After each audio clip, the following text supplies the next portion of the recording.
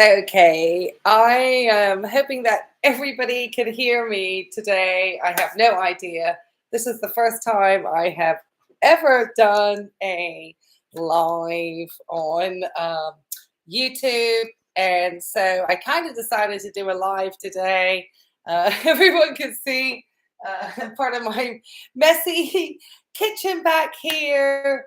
And my bedroom with all the lights back there, even though the curtain is closed. And I was trying to maybe see how I probably should put this camera up on something higher so that I can be seen better. But I think actually, if I come over here, actually, it works out pretty good. So, hi, everybody. My name's Ray. This is Life and Vibe, and this is a live reaction today here on YouTube. And I'm hoping, like I said, that the microphone is picking me up pretty good. And I've tried to do some things with the lighting and try to. Oh, it looks like I'm getting more of my. Oh no, this is just the laundry. So on my messy table, it's just a Tuesday afternoon. I happen to have an afternoon off today, and I wanted to take an opportunity really just to dive into listening to the podcast that Dave Hollis and Heidi Powell recently recorded on his Rise Together podcast. And it's been a long time since I've created any content, and I do apologize for my absence. Part of it is that I had started a new job, and it was, a learning curve. And so I've kind of gotten my way through that learning curve. And so I know this camera, I think I'm trying to figure out, I might just try to raise it up a little bit or something, and try to see if that gives me a slightly better angle. I'm trying to look around and think, got some books over here. I'm trying to figure out, I just trying to, maybe this over here, trying to raise it up just a little bit so I'm not quite so it's on something, but I'm trying to see whether or not I could just get it a little bit higher for the camera. Maybe not such a terrible angle. Now you can see Dolly back there now. And so anyway, I wanted to take time to actually go through the podcast that David Hollis and Heidi Powell had recently released. It was released on September the 29th. It was called What is Important to You. It was on his Rise Together podcast. There's quite a few podcasts actually of his that I have wanted to review because he's been doing a lot of holistic health. And I've just been surprised and horrified at how many of these social media influencers have been getting into the space of wellness, because it's just, I guess it's because there's so much money in it. So I do apologize for my absence. Like I said, part of it is just been trying to update all of my equipment. My speakers had actually gone on my laptop, and so that had to be replaced, and the battery needed to be replaced so that I can also be able to get slightly better video quality. And then my decided it wanted to die, and so I needed to update that. Then I actually just got started into grad school as well.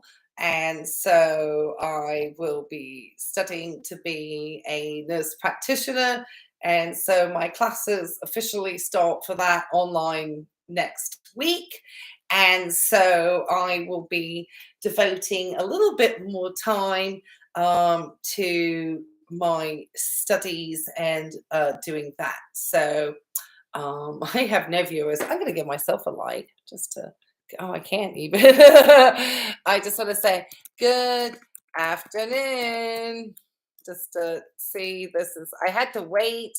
And then I realized that if you're going to do these things, then just to get it going. And I just have not had time.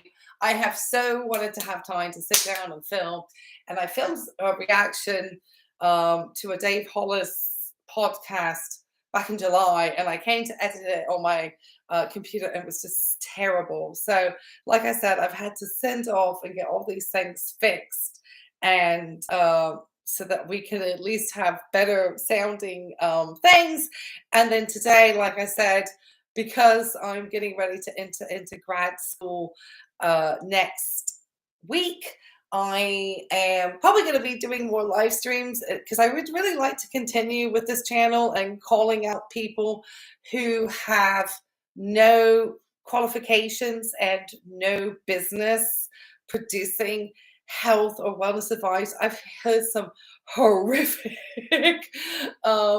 things from some of these social media influencers who have no education recently. It's been really bad. So that said, let's just dive into this. I started hearing the start of this particular podcast. And just to say, I talk about being in graduate school. I am actually trained to be a nurse practitioner, hopefully in acute care, adult gerontology. So basically dealing with, being in an ICU, critically ill patients.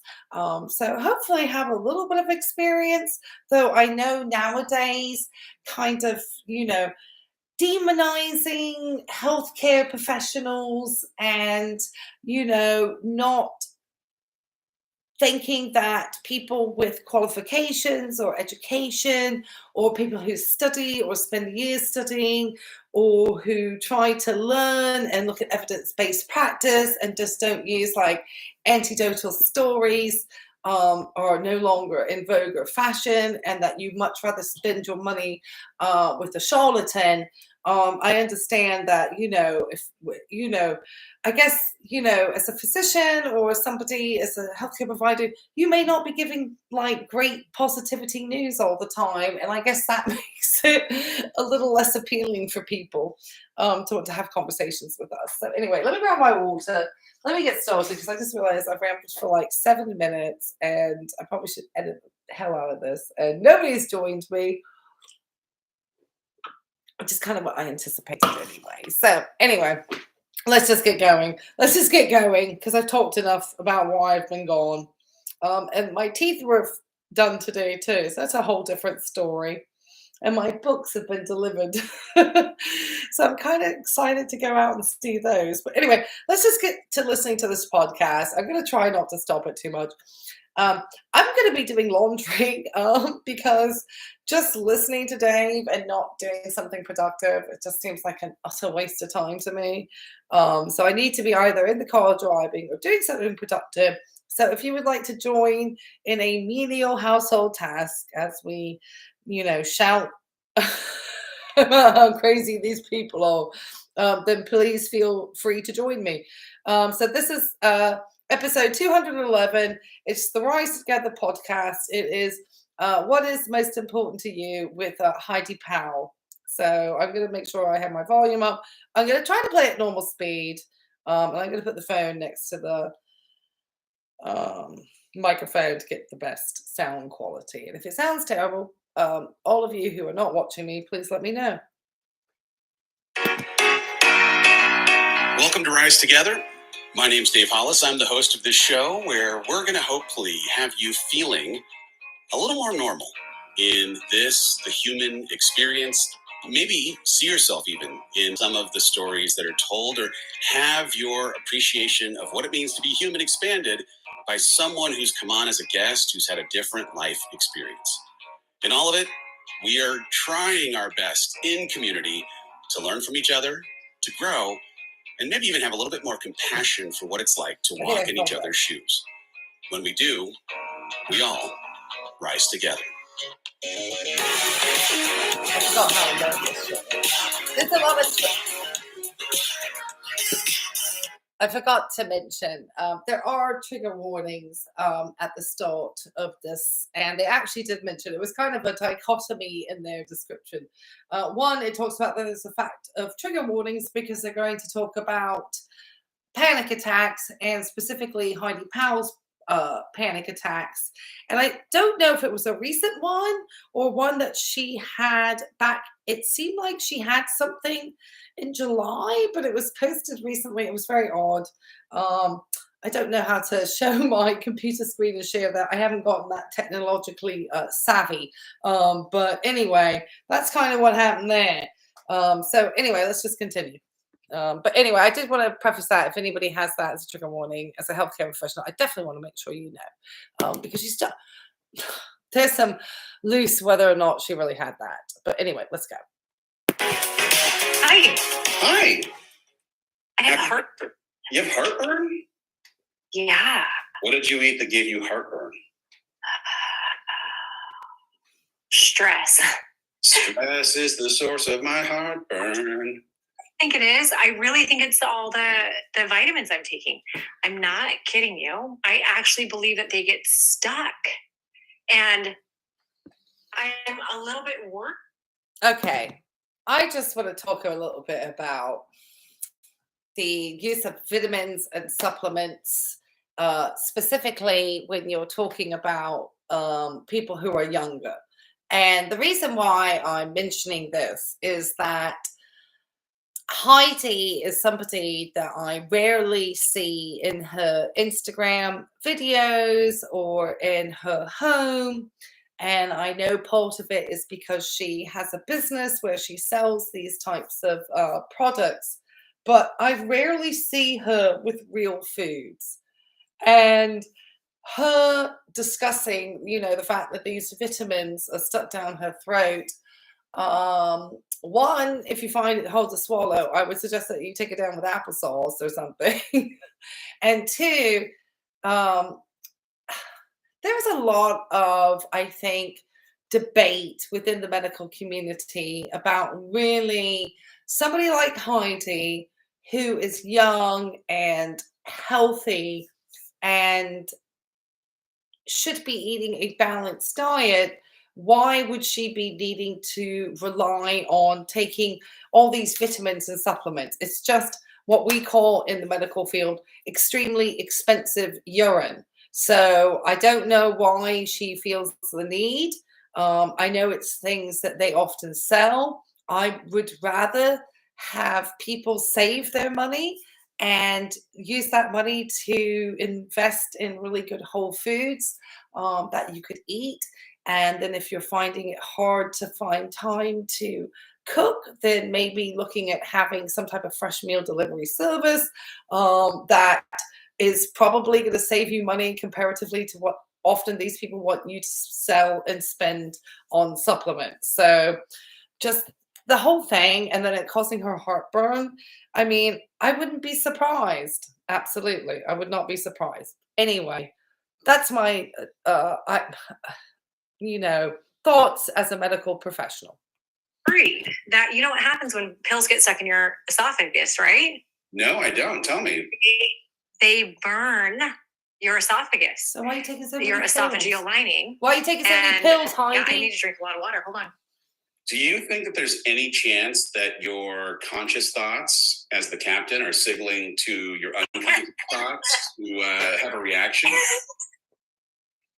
Are you manifesting esophageal cloggage? No. No. But since that anxiety thing, there's something with my body that I'm very perceptive, Dave. I'm very perceptive. Here's the thing, you're very perceptive, and also you just I am a hypochondriac. You're a hypochondriac. You just got to bring it because you were sure that you had a tumor, and it's not a tumor. No, and I didn't think I had a tumor. I thought I just wanted to check to make sure my blood vessels were okay. That's it, because I was having migraines and seeing spots. It's like when you have a wake-up call, like a panic attack that lands you in the hospital, the reality is every single part of you starts to go, man, I've been putting off all of my checks. Like, I am so busy in my life, and I have been for 15 years, right? To where when something feels off, I have never. You and who else, Heidi, has not been overstressed in 15 years? And I think there has been a lot of talk about, Heidi and the amount of privilege that she's had. I'm sure having to maintain a social media presence and trying to also satisfy television executives and a divorce and these are all stressful life events. I will give Heidi that. I do not want to diminish anything that she is doing work-wise, managing her relationships. I do think that I wonder if her having entered into another partnership with a man, whether it is beneficial and romantic or, kind of what the goal of their relationship is, and that it is a relationship that also has aspects of being monetary because they are, creating these businesses that these social media influencers, feel the desperate need to do. Because obviously, oh, I've got some people here. Hi, hey. Oh, hi. Oh, thanks for joining me, caffeinated girl. Hey. Oh my goodness. Well, at least I know I'm just not talking to like empty space. Hey, so yeah, hi, thank you, and thanks for the like. I appreciate it. If you have any questions, I just started listening to this stuff. Um, I'm gonna try to get through it as quick as I can because it's like a 50-minute podcast. I heard Kia's World starting it the other day, and then she didn't finish it, and so I said to myself, sorry, that is my dog back there coughing. I said to myself, let me try to go and make a reaction to this because I just thought it was hilarious.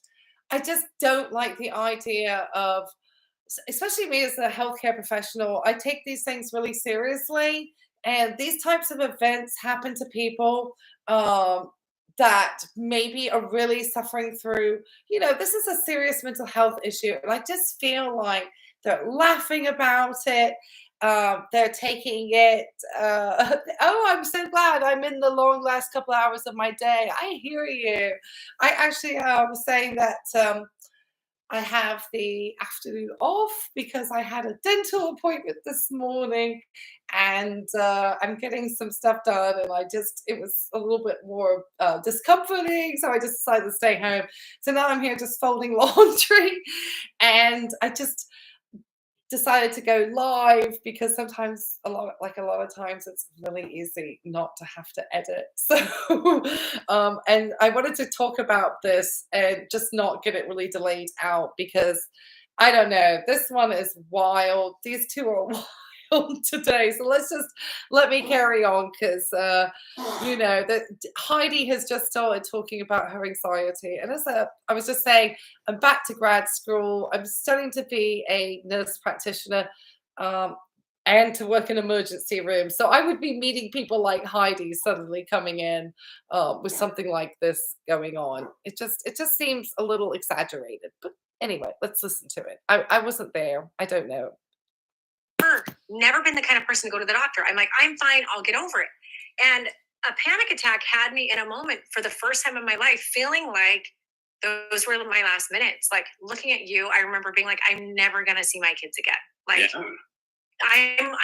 I'm happy that it's Dave, but also what's he going to tell my kids? How is this going to like go to my, like, is he going to tell them that I love, like all these thoughts, like the people I realized in. Okay, this is going to sound really morbid, but I was for quite some time actually a hospice case manager.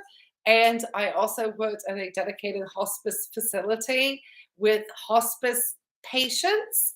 And I can promise you, Heidi, what you were experiencing was nothing like somebody who is experiencing coming to the end of life. I can promise you, sweetheart. You might have been frightened or you might have been scared, but I can promise you that, again, it's Heidi in her drama, because that's very, I've seen people dying of like horrific things. So that, always the drama from Heidi. It can't just be like, normal. She has to feel like she's dying. No, girl, I can promise you, it's nothing like dying. Absolutely not. That moment that I wish, gosh, this is like such a well, crazy. We're not going to talk about this. But we're not going to talk about this. I mean, we can talk about it. No, I was just saying we weren't going to, and suddenly it's here. But like, it like really quickly, when you feel like you're dying, it becomes super clear what the most important thing is to you. Yeah. And they're my kids, and I love you, but my kids they're like an extension of me, and I really was at that moment. Oh no, as it should be. I mean, I will say as like a witness. So this is like end of July, very end of July.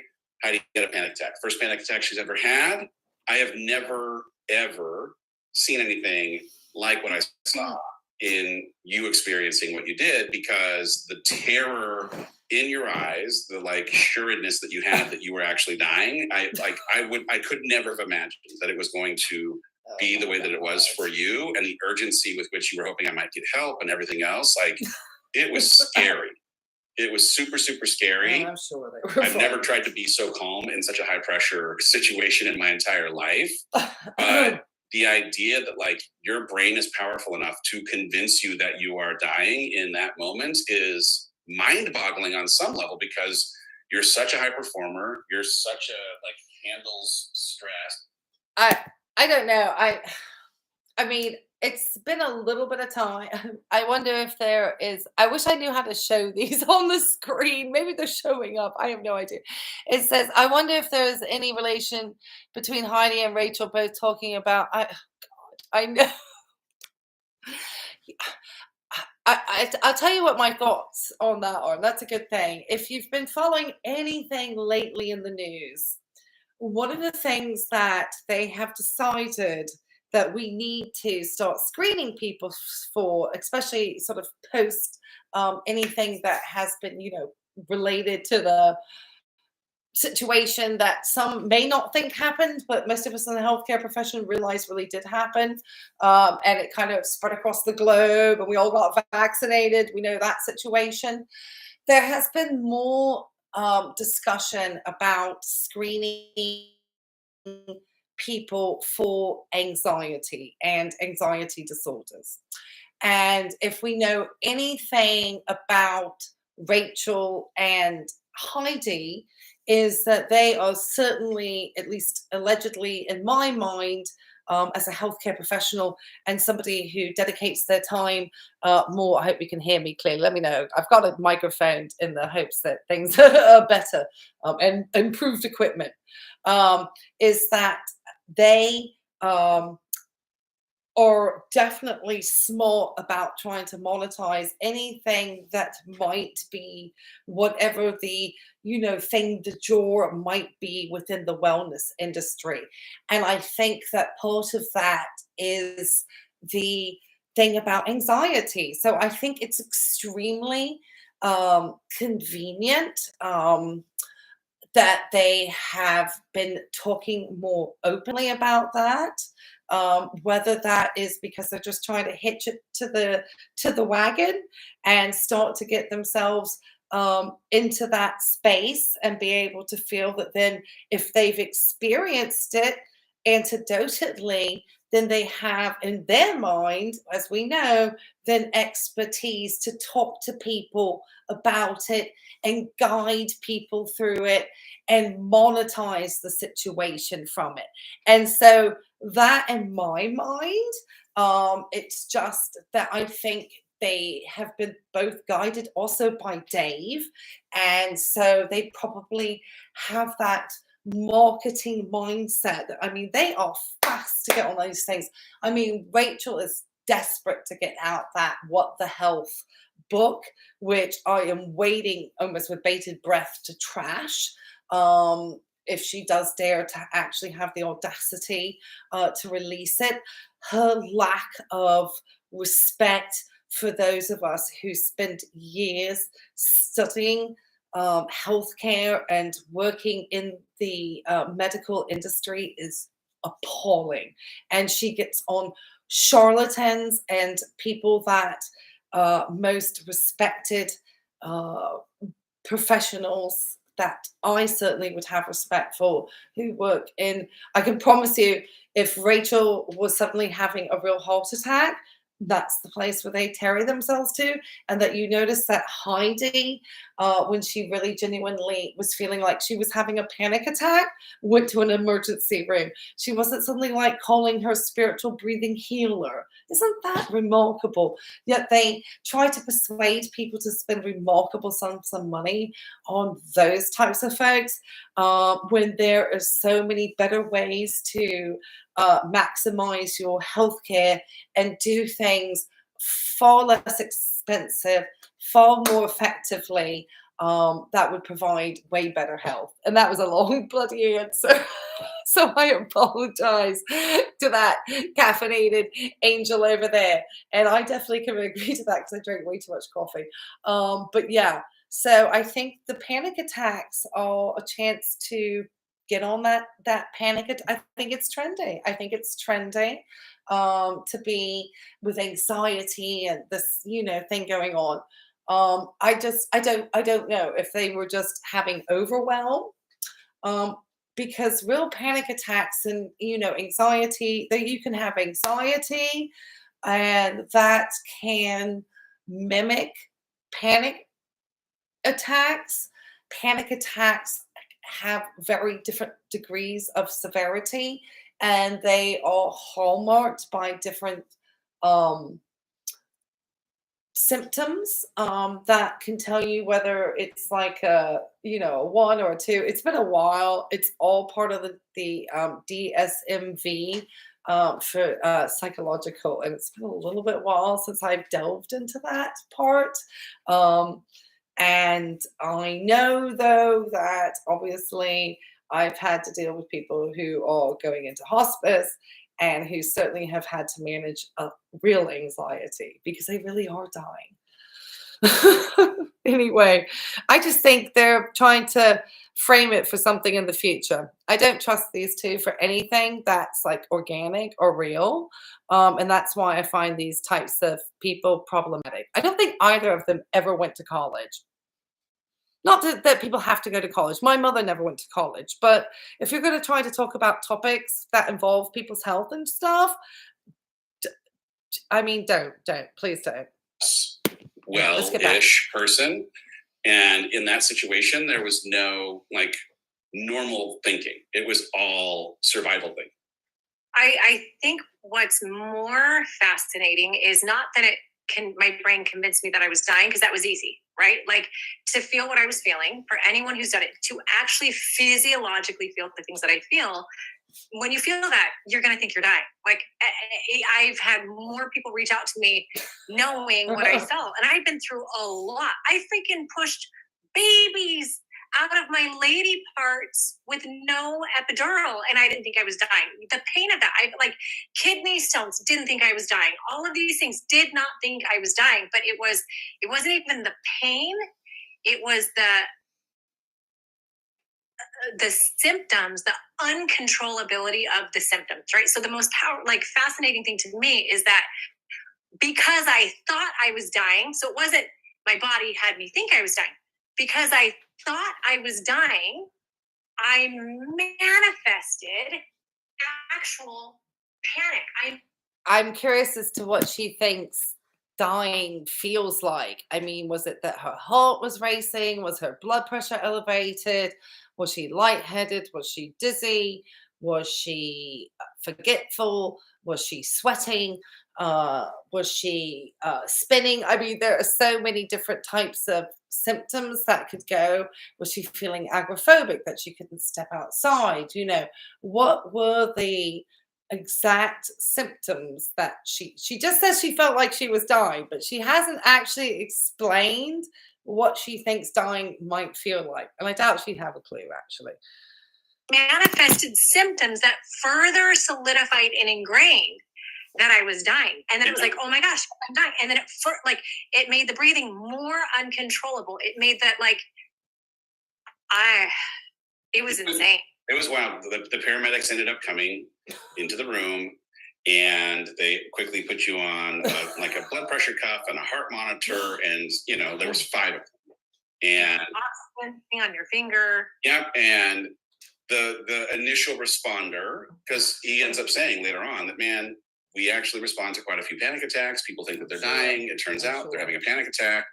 And I'm sure trying to just reassure you you're okay. People. You're having a panic attack in the hope that maybe you can control your breathing or convince your brain that this is all that this is. Okay, so what you're supposed to do if you find somebody is exhibiting the signs of just this, if you know somebody's under a great deal of stress and pressure and they start to have usually it's the breathing comes on. It's the sense that can't catch their breath. The breathing starts to accelerate often. I mean, these kind of classic signs. And they do say if you give a paper bag, obviously not a plastic bag, but a paper bag, and you get the person to breathe in and out of that paper bag, it will start to help calm the symptoms down of a minor anxiety attack or something of that nature. Very, who knows what overwhelm, Heidi has piled herself into at this point.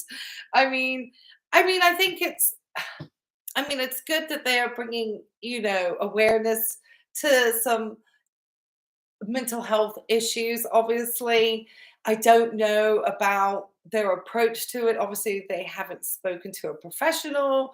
Heidi is unable to give any descriptors of really what symptomology.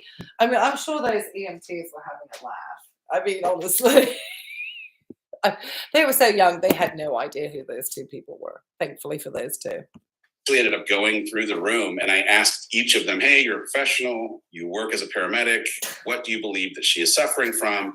And each of them said, I believe she's having a panic attack. I believe she's having a panic attack. And it didn't really change the way that your symptoms were presenting, because it took another 2.5 hours of you breathing and being reassured that you were going to be okay for you to get to okay. And then the next round of the panic attack came back the next morning, and we found ourselves in the hospital. But it's just still such a wild thing that when you have something like that happen that you've never experienced before, you're in such an uncharted part of the world that you have no sense of how to handle it or what the hell's going on. No, and I remember you going around the paper bag, Heidi, right, and having the people say the thing. But because I was still fighting fade to black, honestly, still struggling to not services, pass out. And I thought, this is me dying. I didn't know the difference between passing out and this. Okay, I've had what I felt like was a massive panic attack. Hi, this is who we got here. Deep Fantas. Hey, I agree. This story is 100% exaggerated. As a person who has had ER visits for a panic attack, this whole thing is ridiculous in my opinion. It makes them look extremely desperate for content. Yes. Paper bags for Heidi. Honestly, I know. It's an effective technique though, because it helps you start to regulate your breathing. I know some of the oldies but goodies do work. Absolutely. Thank you for joining us. I'm excited to have more of us here. They absolutely. If Caffeinated Girl left, then I know my numbers are changing, but here, thank you. Yeah, they're desperate for content. Absolutely desperate. I just think that they're just, Heidi is trying to really. I don't know, because I know that I saw the post on Instagram where she's, all like, just like, she still looks like in good shape. And she is, saying that she had just had a panic attack. I feel personally, I'm not somebody who likes to put a lot of my vulnerabilities out there. Personally, if I was having a panic attack, would I want to post that out on Instagram or make a story out of it? Absolutely not. And so I just don't want this particular person to give misinformation about, what might be her having overwhelmed with more anxiety things than what is an actual panic attack. And so, and really true panic attacks will disorientate you completely. And, maybe she really did, have this, like I said, don't I'm going to be studying this sort of thing more as I get into graduate school, to become an acute care nurse practitioner, which is basically like for the hospitals. So I'm sure I will be seeing more of these presentations. I do obviously see anxiety presenting itself because I've worked with patients with cancer as an oncology RN and as a hospice RN, obviously people who know they're coming to end of life, or people with like heart failures and things that can also cause anxiety. So that's why I sort of said her talking about felt like I was not this sort of very dramatic, I think is a little insensitive to those who really have had loved ones pass away. Anyway, let me not get on my soapbox and let me continue. This is the end of it for me. They don't know I'm like seeing the light. You know what I'm saying? But like and having like feeling, I guess, manifesting symptoms in my body that actually felt like heart palpitations and uncontrollable breathing. I still, no matter how much I was deep breathing, I could not get out of it. In my mind, was like, they're saying this, but they haven't taken the time to see anything, if anything's underlying, right? And so they left the room, and I was like, yeah, this is what most people look like with a panic attack, but there's still something happening with me. So you went to sleep. I didn't sleep at all. And I've done a lot of research since. And one of the worst things you can do is when research on like Google, man, not sleep, because your body, your brain needs a reset more than ever. I released so much adrenaline in that moment, and my body was give you actually my entire nervous system, my spine. I could feel it just shaking all night. And which is why as soon as you woke up and the shades were cracked, I immediately went back into a panic attack. Because I was actually telling you, I don't think I'm okay. And then that was like the beginning of it. When you were convinced that you weren't okay, or that they misdiagnosed, or they couldn't possibly understood how serious it was because you're feeling things that they couldn't possibly understand, we head to the hospital. And God bless the people in the hospital, because I've never been through an emergency room faster. They could see how serious a state you were in.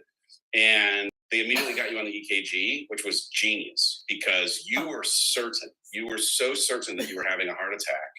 And it was like the doctor came in, he had a Marvel bandana on, bless his heart. And he shook my hand and he said, good news, this is one of the strongest hearts in the entire state. And I was like, yes, this is good. Please say that again. I'm trying to figure out, was the doctor a cardiologist? Like, has he been seeing hearts all the time? I mean, I think he was just trying to do the usual, like, doctor thing, I can promise you, when they think that people are absolutely, like, taking time for things that maybe they should be working with their like primary care about managing anxieties or learning, Heidi, despite all the exercise that she has done and all the exercise that she does, which, I, as a cardiac rehab nurse, who've worked with people who have actively had real heart attacks, and have these like massive, big, like scars here from having had their like sternums cracked open because they have had real heart attacks because they've had blockages in their vein, in their arteries, stopping the blood flow to the heart. Heidi, you don't have any telltale signs of anybody unless your blood pressure off the chart, girl, like super high all the time. Oh, because there's a problem with doctors. Oh yeah, yeah. So when they're feeling, but Heidi's descriptions, I know. Oh God.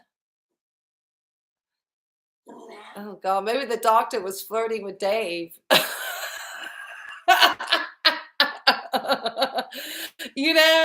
I think he's, talking about pain and this, that, and the other, and they can, come in and they can run these. I've run a ton of kgs. It's like 6 wires. You run it. It's from that information alone, you can tell if you see any elevations in certain parts of the PQRST. You can see whether or not there has been previous heart attacks. I mean, you're able to get a lot of information from a very simple test. And I'm sure she just came out normal sinus rhythm. She might have been slightly tacky or something because she was all excitable. But, a lot of those symptoms could be probably actually, for her, increasing her anxiety and stress. A lot of those symptoms would have come about just because of her being in that state of mind, So yeah. I really don't like that she was like, oh, and the doctors, I had to, what was she saying about having to have the doctors, really kind of push and, go to the, I mean, fact that she just couldn't have taken herself to an urgent care, that she like wasted an entire ED where there's like really acute people coming in. It's really bad. My biggest advice for Heidi from this lesson is, I think you really need to have a good relationship with the primary care. And I would really recommend having somebody other than like one of her like breathing people or, these quackadoodles that she just, because she does everything. She's doing the yoga, she's doing the exercise. I mean, she's doing a lot of the things that we would say to somebody would be good for stress management. I think she's got a horrendous diet, to be honest. Like she was talking about taking on those vitamin pills. That sounds terrible. And so I just think, I don't know. We don't know what's going on between her and Dave. So I don't know if that is like adding to her stress at all, or is she trying to get attention from Dave? Is that why she threw an attack? Or, is this final 60-day Get Fit challenge just too much for Heidi? I guess, us mere mortals can take it on, but not her, I have like, 40 hours of work and 30 hours in grad school every week, but I guess that's nothing. Anyway, let me get back to these two because they're making me laugh more. Again, to the woman in the chair. And but at this point, they had already given me Ativan, right? Which is a new thing for. Had they given me this yet? They had not given you the medicine yet. We had just walked in. The first thing they did was to do the EKG. The second thing they did the blood. Ativan is a benzodiazepine. It is also known as lorazepam. Ativan is the brand name. Generic name is lorazepam. It is it's the like lightweight to Xanax cousin. So for somebody who is not very familiar with the taking of things like benzodiazepines, I'm sure she had a bit of a reaction to it. My grandma, she said it made her fly. So yeah. The pressure, the temperature, but every single thing, unbelievably, but thankfully, was perfection. Like this guy was like, she is in elite health. And I was like, sir, could you please write that on the chalkboard over here? please, like, let's keep on telling her that she is good. Then you got the Ativan, and the Ativan.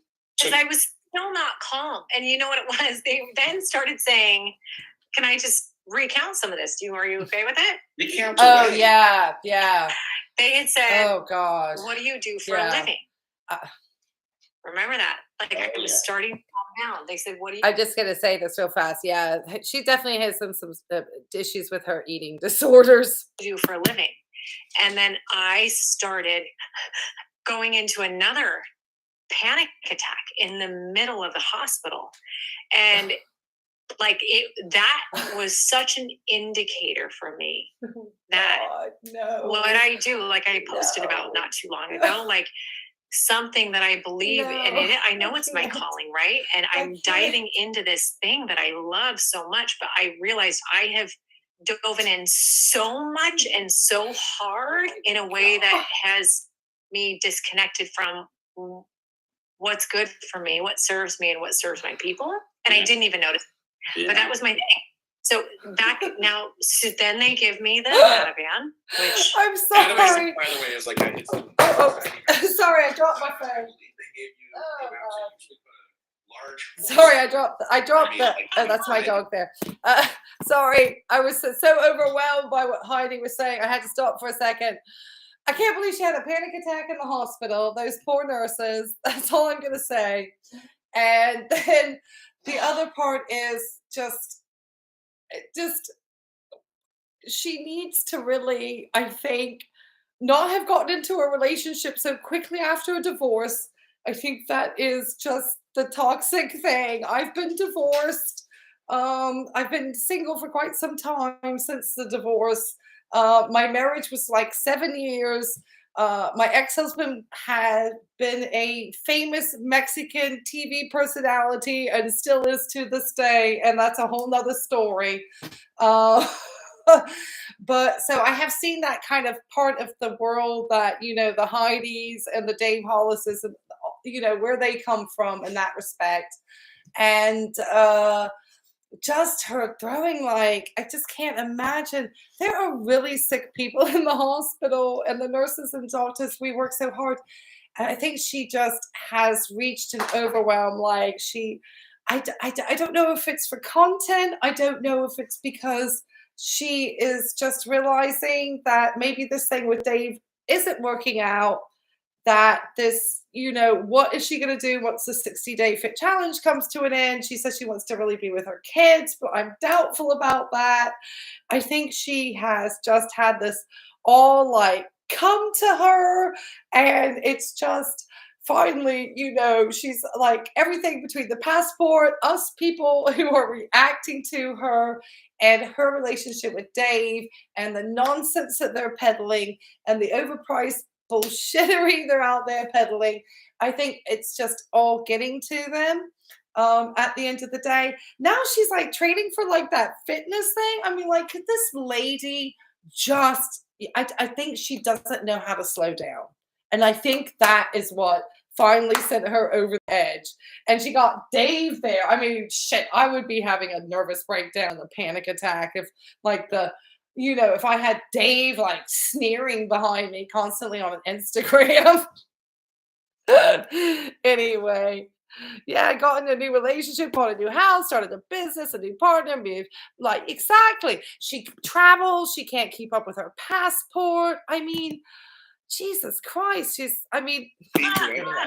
It was an IV trip, and it worked really quickly.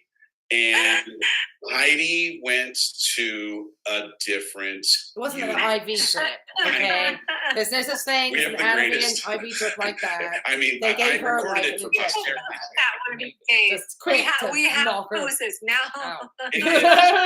That's what they did. They said, knock her out. Things I think I've ever just gotten to experience, because one, you were unbelievably calm after having been unbelievably wired, but you were also seeing things that don't exist. Caterpillars. I was seeing caterpillars. Yeah, you looked over at my face and you said, I can't see the left side of your face. Oh, wait, there's a caterpillar crawling on your face. And then you saw a horsefly.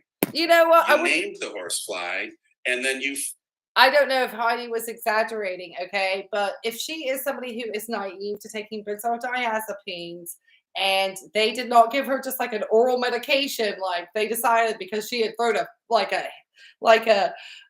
gone wild in the hospital, she had brought the EMTs out. She, they didn't even try to give her, or recommend anything to her. She didn't follow up with her primary care the next day. She just like panicked out, got taken to an ED, not an urgent care. No, she took up an ED space. So somebody like having like a real coronary, but no, Heidi needed to get that EKG done. So they could have done that in urgent care. You don't need to go to an ED for all this, people. Anyway, so they did that. Obviously, she then supposedly said she had another panic attack whilst in the emergency room. I'm sure they were just like, what is wrong with this? What? I don't want to be awful, but I have been an RN for an extended period of time, and I have talked about patients probably, behind their backs unintentionally. And, they probably thought she was either off her meds or, my connection became unstable. Let me try to get my connection back. Sorry. I hope I know I lost possible contact there.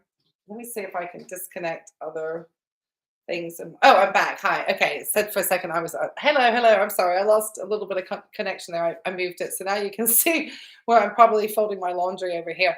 And so anyway, they probably they were like, oh my gosh, maybe she's off her meds. They may have thought she had mental health. There's not much history on her, so they didn't probably know if I'm going to try to get my lighting a little bit better. If she had any issues.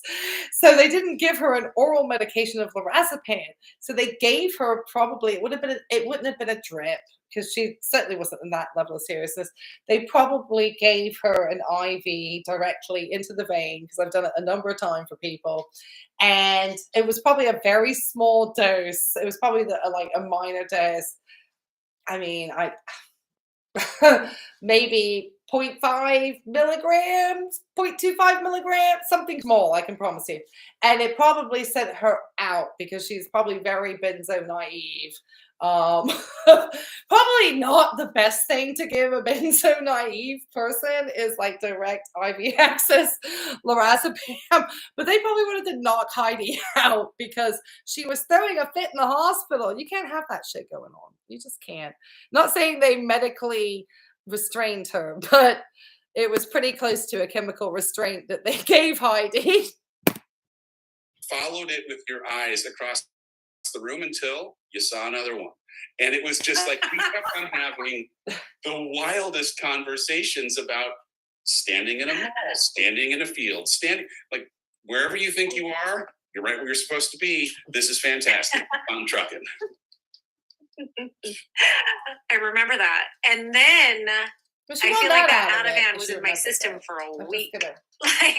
My light is changing. One of the things that they did not tell us about, just so good news. The doctors run this full spectrum of tests. There's now anxiety medication that's helping get what was a very significant episode down into reset mode.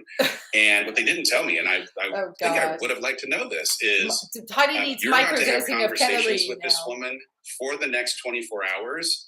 And she will have no memory of you having said any of what you have said because she now does now. Got you back in bed and you immediately fell asleep. Yes. And about an hour later you woke up and we had a conversation and you fell back asleep. Yes. About an hour later you woke up and we had the exact same, you asked the exact same question and that happened over and over for the next 12 hours. It was so crazy. I think it was longer than 12 hours because I remember a couple times the next couple days. I think you were only there one more day. Yeah. But that next day in Arizona when we had gotten home, you had said, I've had this conversation. You weren't mad, but you're like, I have had this conversation with you. So I've even had it twice since you woke up today. And I'm like, what? So I remember a couple times thinking, oh my gosh, did something happen to my mind? Am I always going to be this forgetful? And that would further ingrain that like something was wrong. Heidi, you are always forgetful. You can't even remember to get your passport renewed. So yeah, I guess things are going to remain the same. Nothing changing, girl. I might have to crack out a beer soon because Heidi getting me feisty. I mean, listening to the privilege. This is the shit we have to deal with in the hospitals, people. Wrong with me, right? And you had to leave. Well, no, what was amazing in the hospital, once the event started, you now felt the freedom to represent your expertise as a physician to the physician. And so this doctor walks in, and I thought I had blood clot. Remember? You were certain that you were certain you had blood clots in your brain, and the certainty of the diagnosis was something that you asserted to him multiple times in the multiple times that he came into the room. So the first time he came in, he was just like, "Oh no, I am certain. We did a test. Your blood has no clots. You are in perfect health. Thank you for coming." And then he came back about 15 minutes later, and you had the blood clot conversation with him again. And he was like, "Oh, no." The third time when you brought it up, he said, "You know what? I'm about to do rounds. Would you like to come help me diagnose the rest of the patients on the floor?" Which I appreciated this man and his humor. Oh my gosh. Yeah, that was interesting. And even as you say that, you wouldn't think Heidi wants to have an anxiety attack now. Most of these doctors, if you're like a hospitalist at just like a basic size hospital, nothing huge. Sorry, I'm going to try to get this way. There's like 300 people that you could round off. And so let's see, I go into the ER the first time because of my panic attack. Yes. And last for 3 days. I was never offered drugs of any kind. So this is very strange. Yeah, the doctor was a saint. Yeah, I'm so sorry. Yeah, most doctors, I would actually say, I'm surprised that they were able to get like a controlled narcotic that easily, because most the time, like that type of pain seeking, there's been so much involved with the opioid crisis, with all the things with the Sackler and the Purdue pharmaceuticals, and just the liberal amount of pain medications. It's actually medications through the emergency room. So it might be a sign of a little bit of like white privilege going on. That can happen, because I've even, seen people, and the best they'll give you is like 600 milligrams of ibuprofen. So I'm guessing it's true, and it could be it's definitely would be a privilege thing. And the doctor maybe knowing who they were. The joke I want to make is that they are so busy that they needed to quiet her up. Well, that's what I'm thinking too, is that they did not know much about her. She didn't have much of a medical history. Yeah, it was a rich white lady. Yeah. And, that they might have thought she was just like off some of her meds, or that she takes Xanax regularly at home, because I can promise you, most of these women, their doctors are giving them really good prescriptions to Xanax. Okay. Like I'm talking gold bar Xanax. You'd be shocked at the people who get, I have seen, so yeah. I'm thinking, her getting an IV injection of lorazepam, that was pretty, they must have put it down for anxiety, but she got pretty lucky. Because, like I said, they discourage any of that type of pain seeking or any of that. You usually have to get to a floor in the hospital before they start giving you the good stuff. So yeah, it does talk of a lot of privilege.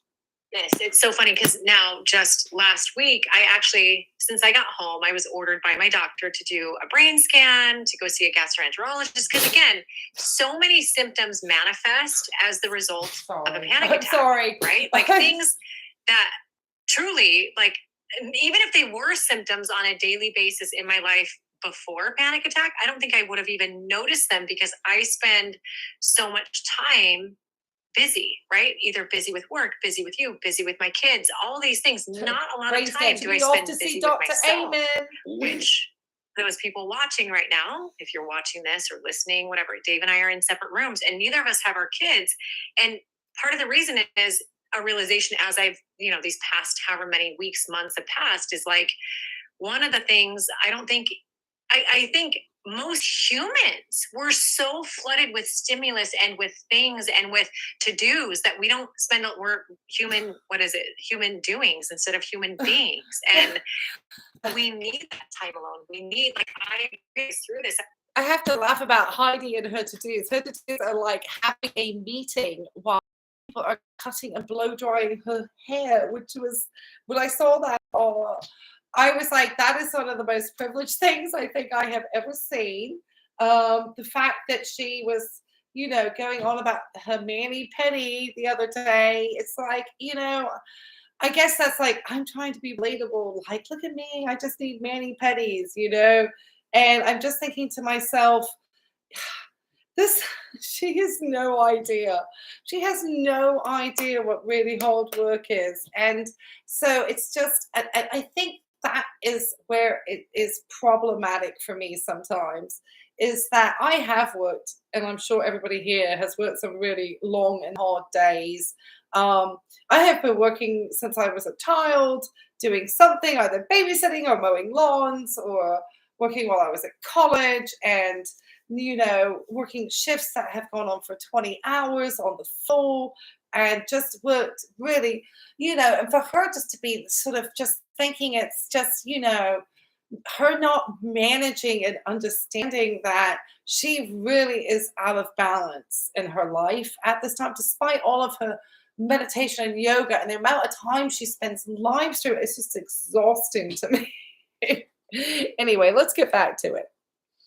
Yeah, she's like, it was like, yeah, just never farted, felt stressful. Yeah, it's like she's like, see a gastro because she eats just like shakes. I mean, she doesn't eat real food. One of the things I'm missing is a connection with myself in a way that doesn't have me being alone and feeling like something's wrong. Because I've never had that be an issue before, but since a panic attack, when you feel things and experience things that you've never felt or experienced before, and for the first time in my life, actually feeling like, I wonder if Pele's ever felt like the panic she can't make her mortgage that day. That's a real fucking panic, or her rent, or, get the food that she wants, or the gas in the car. I don't know if Heidi, has felt panic. I think Heidi is overwhelmed. And I think she's also knows she's in a bad relationship and she just doesn't know how to get out of it.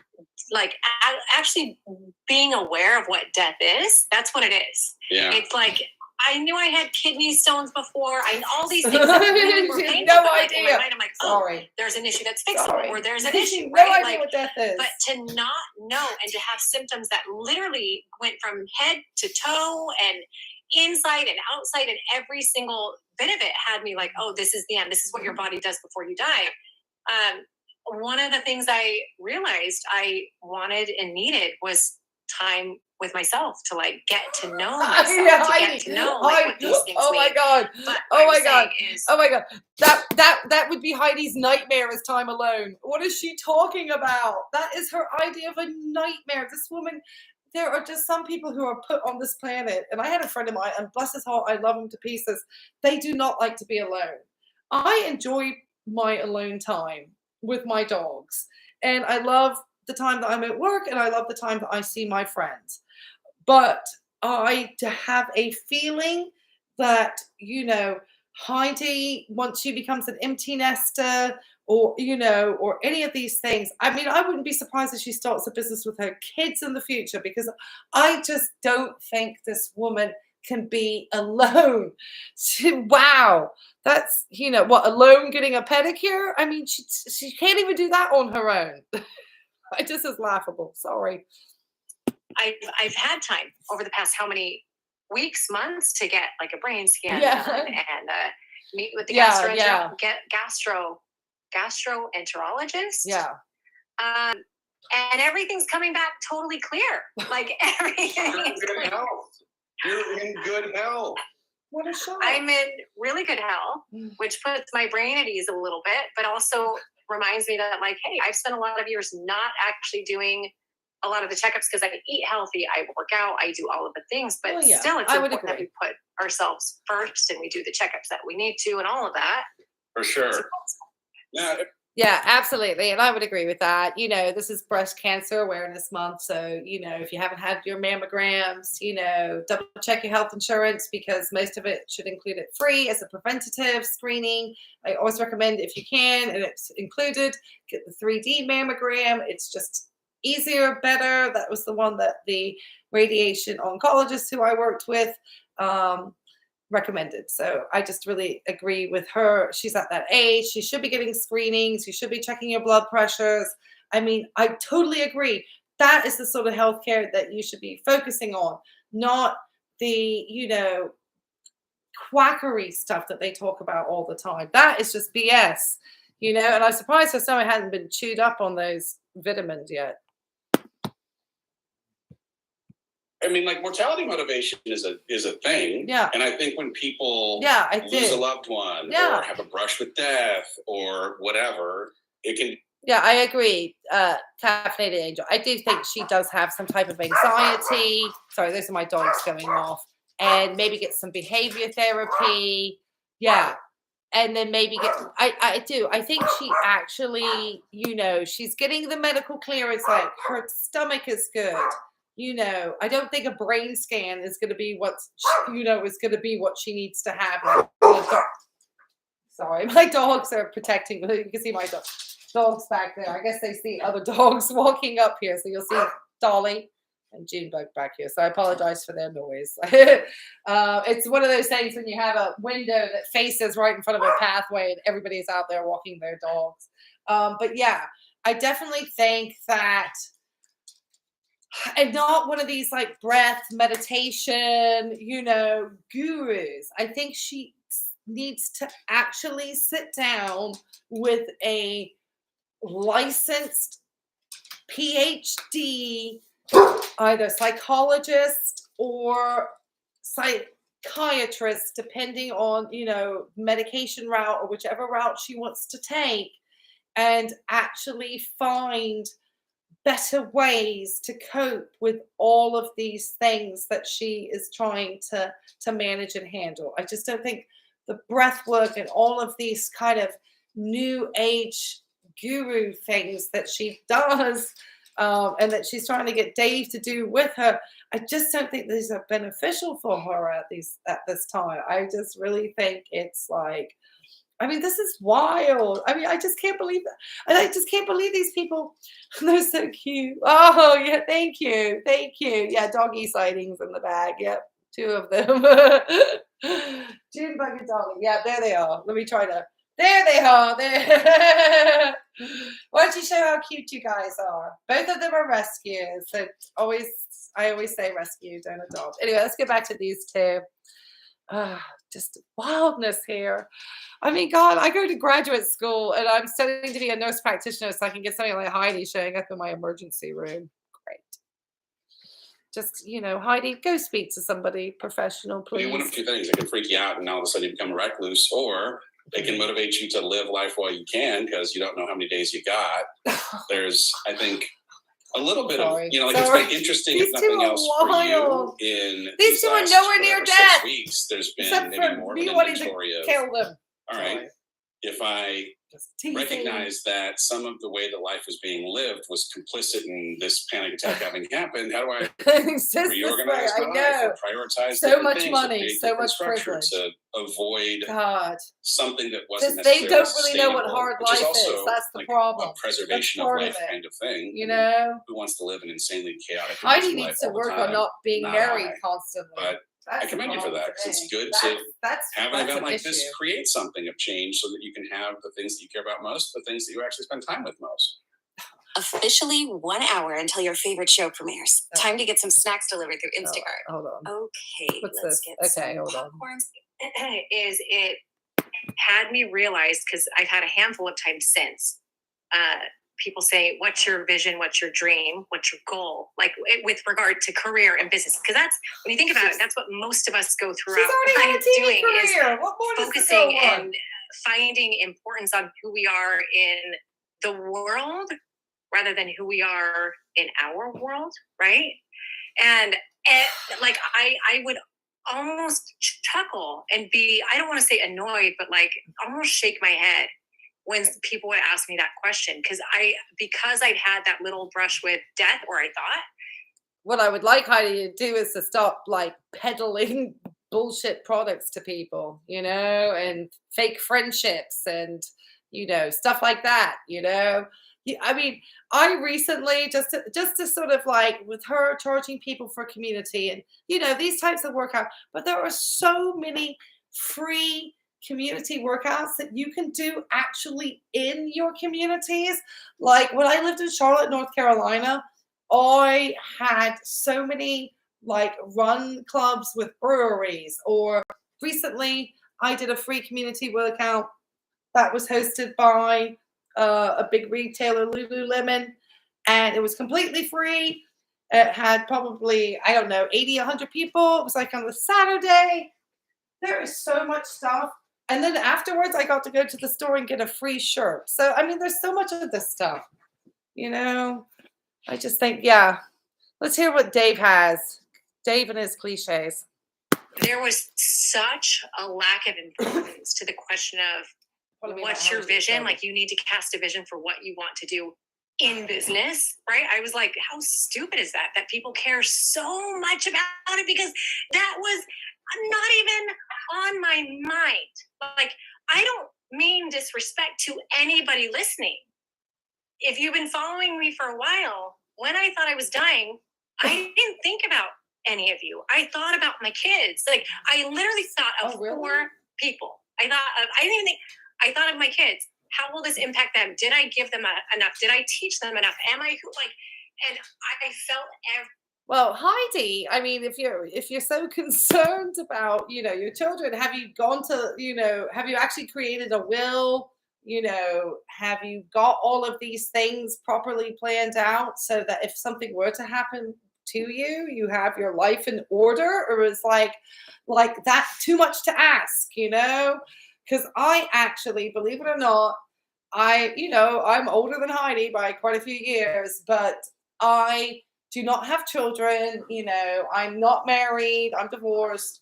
My children, my dogs, but I have a living like will or whatever. I have a will. I have like a trust thing. I have like all the advance directive that if anything were to happen to me, like people in the medical field would actually know what my wishes were, you know. So like I have these decisions made and documented, and I don't think it's something that you should have to do just as you're like getting close to death. I think so for her to be concerned about her kids, well then get your fucking life in order, Heidi. Pardon my French, but she's such a fucking disorganized mess. Every regret of not being there for them the way that I know I can, because I know how good of a mom I am when I'm present. Okay, sorry. And it's really been over the past year. It's really been over the past year. And so that's where I put most of my focus after. And you haven't, Heidi. Heidi, I'm calling BS. I'm sorry. Any woman who has as many kids as Heidi has and has gone straight from one marriage to the next marriage, out of that marriage and into a relationship that has lasted an extended period of time, who she's then become like a business partner with, girl, that is not focusing on your kids. I'm sorry. It just isn't. And there's nobody that would ever think that you have focused on your children. Yes, Dave proposed to me. I'm dying. I need to feel like there's a man picking up my pieces over here, you know? She's like, if I really, you know, girl, if you cared about your kids, I'm sorry. This is from, my mother was divorced, and I watched my mother date right after she and my dad, like, separated and stuff.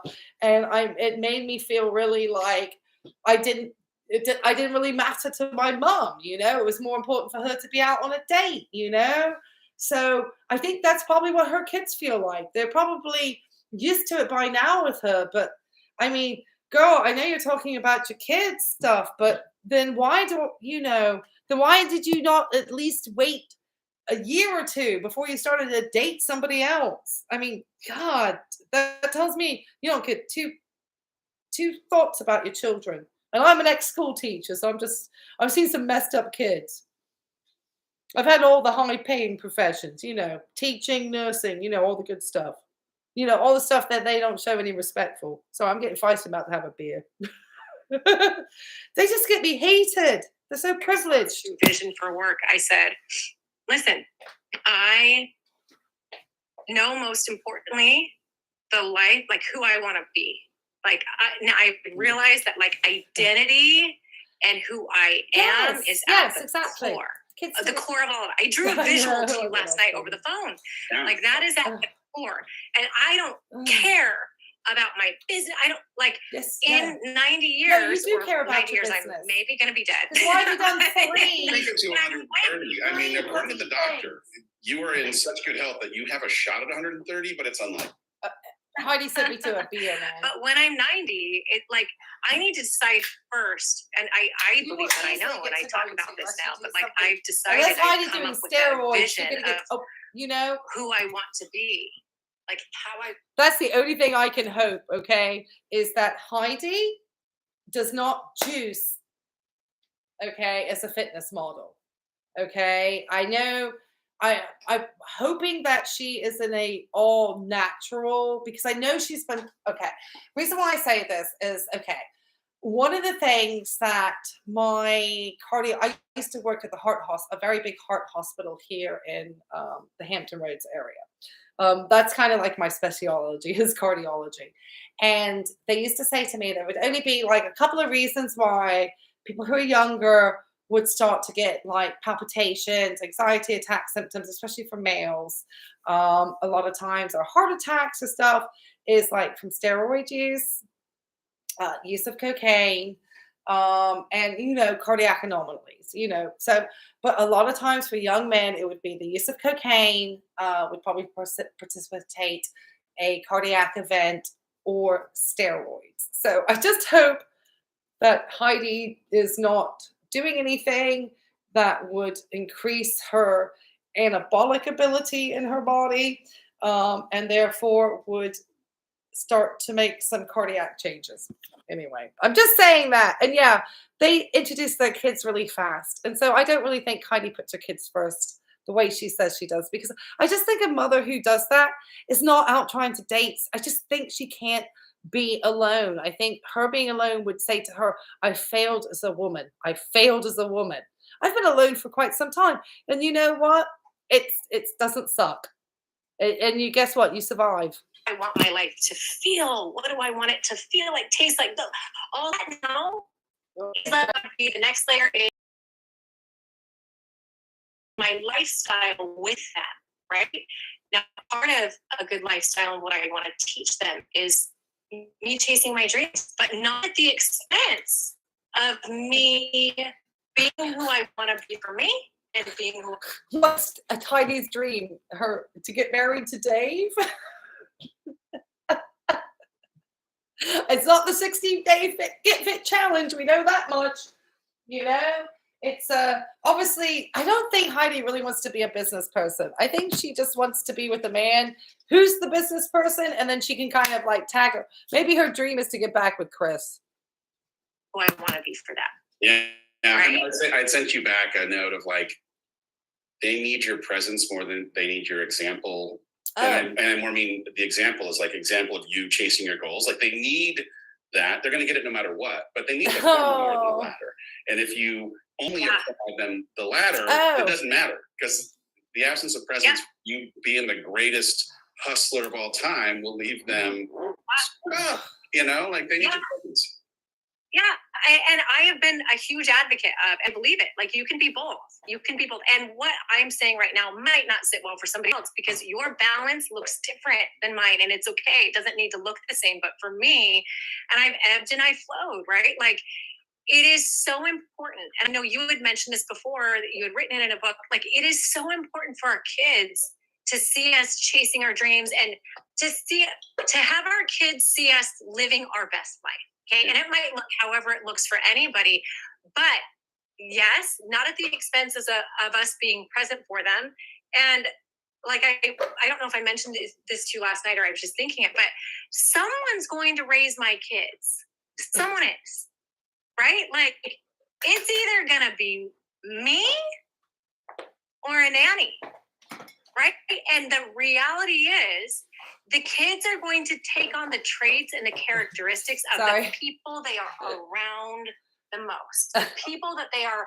Yes, like Heidi. Yes, yes. Definitely not the way about, well, I think she kind of tagged in with like Chris on the space. So before, she was just kind of like a secondary player to what Chris had. So I believe that probably Chris, and then I think the other ex-husband works there with him too. Oh my God.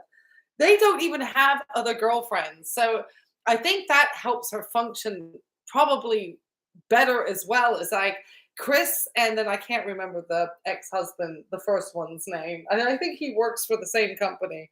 Um, he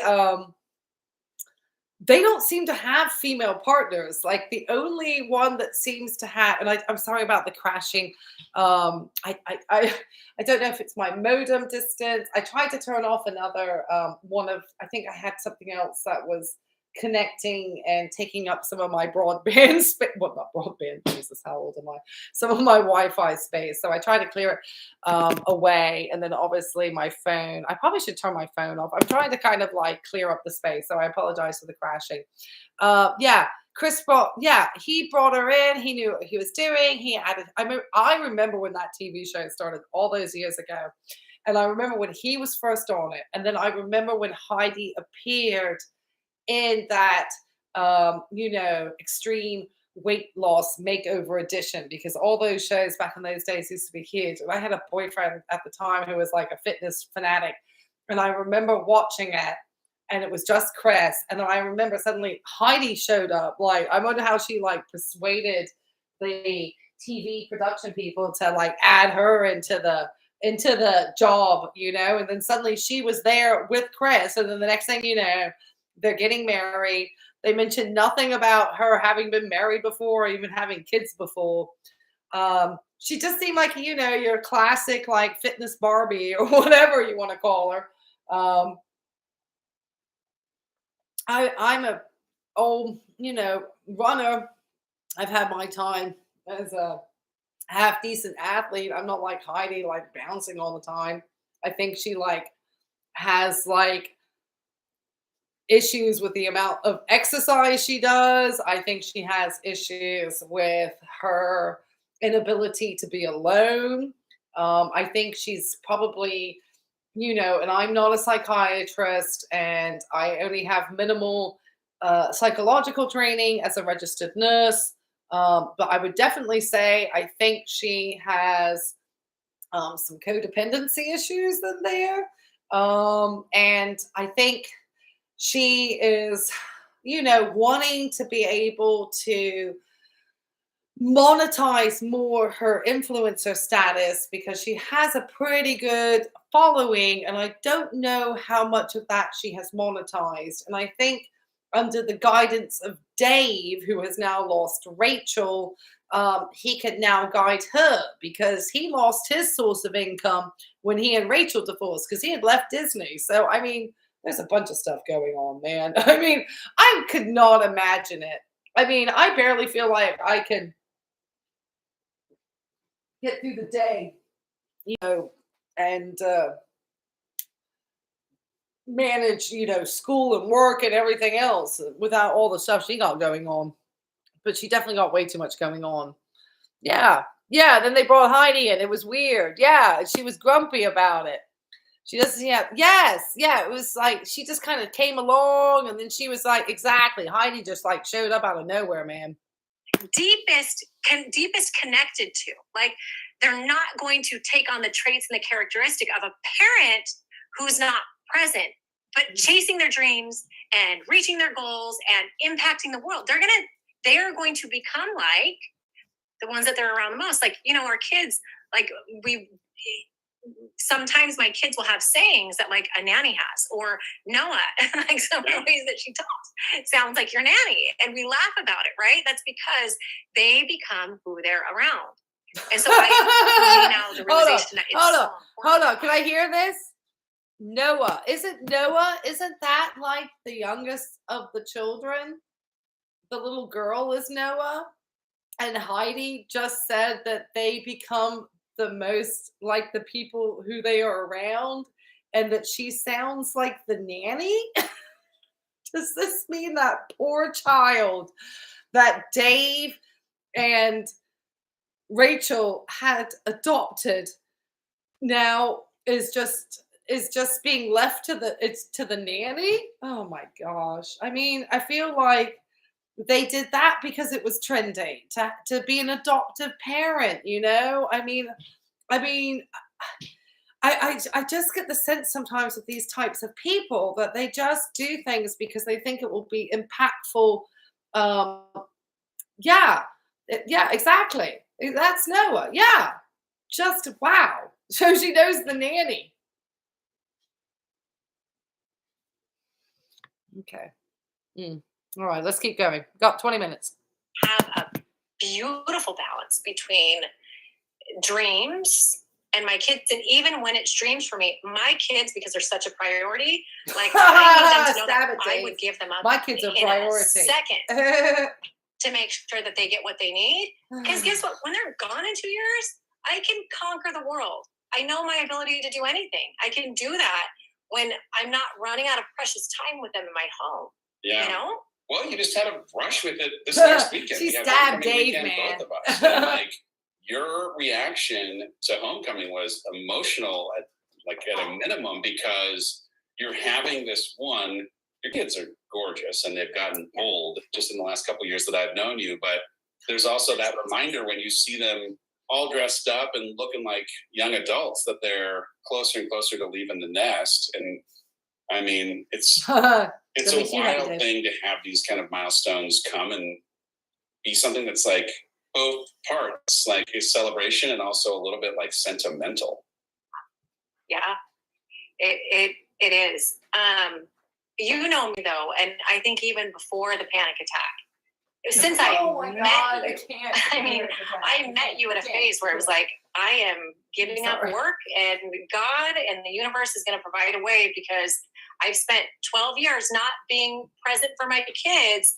I've been present to build something for the world. My kids need me, right? Yeah. Because now Maddox and Marley, having been through 2 divorces, and Cash and Ruby going through their first divorce. I had to stop for that moment, okay? Heidi, you're talking. Listen to me, okay? I'm going to talk to you like I'm your older sister, Rachel, here, okay? I go by Ray. My actual name is Rachel. But I just want to, let you know, girl, you just said it out loud. 2 divorces. Your children have been impacted. I know. Impacted by your divorces.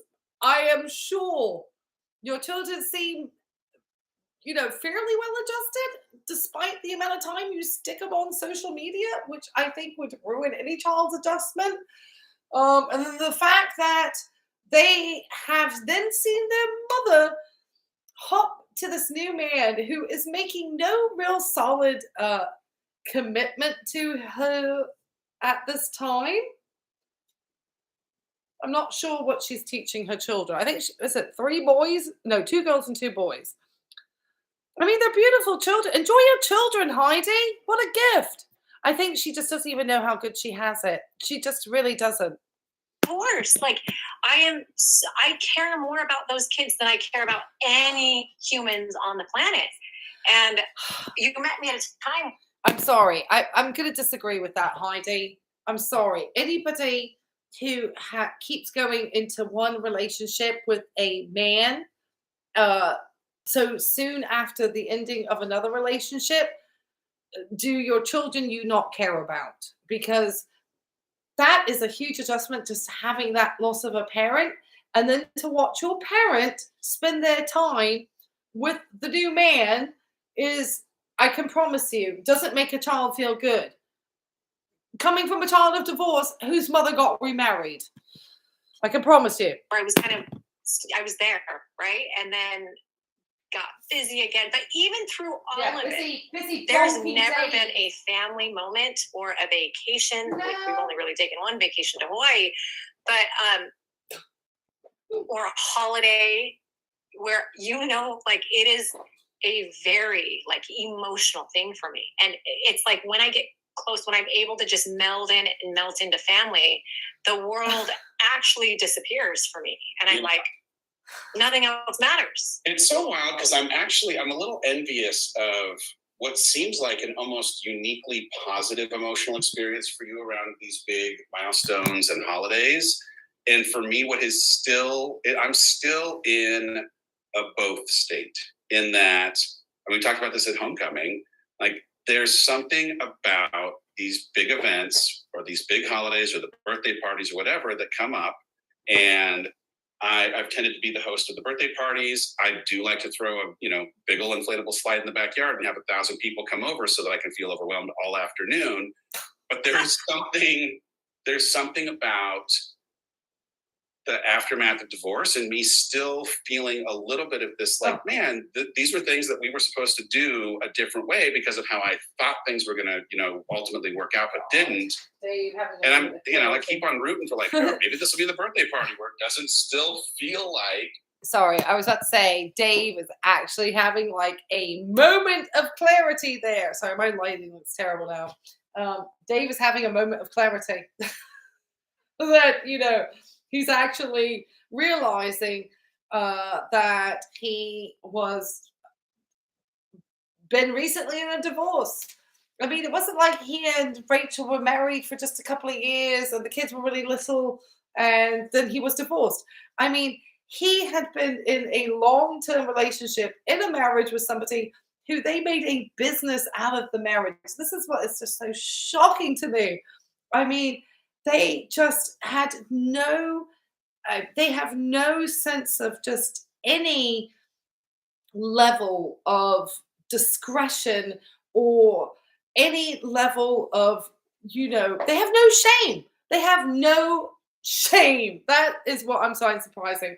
And, Dave, men just can't be alone. I hate to say that. I'm sorry. I'm just like broad swept categorize men. But it's, it is, often that you will see that men will get into relationships, often quite quickly after divorces. So it doesn't surprise me that Dave is with Heidi. Heidi is a complete codependent. In my opinion, I'm not a psychiatrist. I have studied psychology. I am a medical professional, but I have no other reason, allegedly. But anyway, let's listen to her continue, because I've been talking for a long time. These people are wild. God, what the heck? But I'm still, what the heck? still kind of there. Listen. I think it, for you, maybe because those weren't things that you manned or like you managed. Well, that was Dave's first divorce. I don't know. Maybe it's because it's like now it's an extra chore or an extra task for you. Does that make sense? Like an extra thing that previously you would have shared the load or shared the weight of, and now you're holding the weight on your own. Is what I need to say. And you didn't technically choose your divorce. Like you didn't choose it. You're still processing. Oh my God, that's awesome. Did you hear that? Dave did not technically choose his divorce.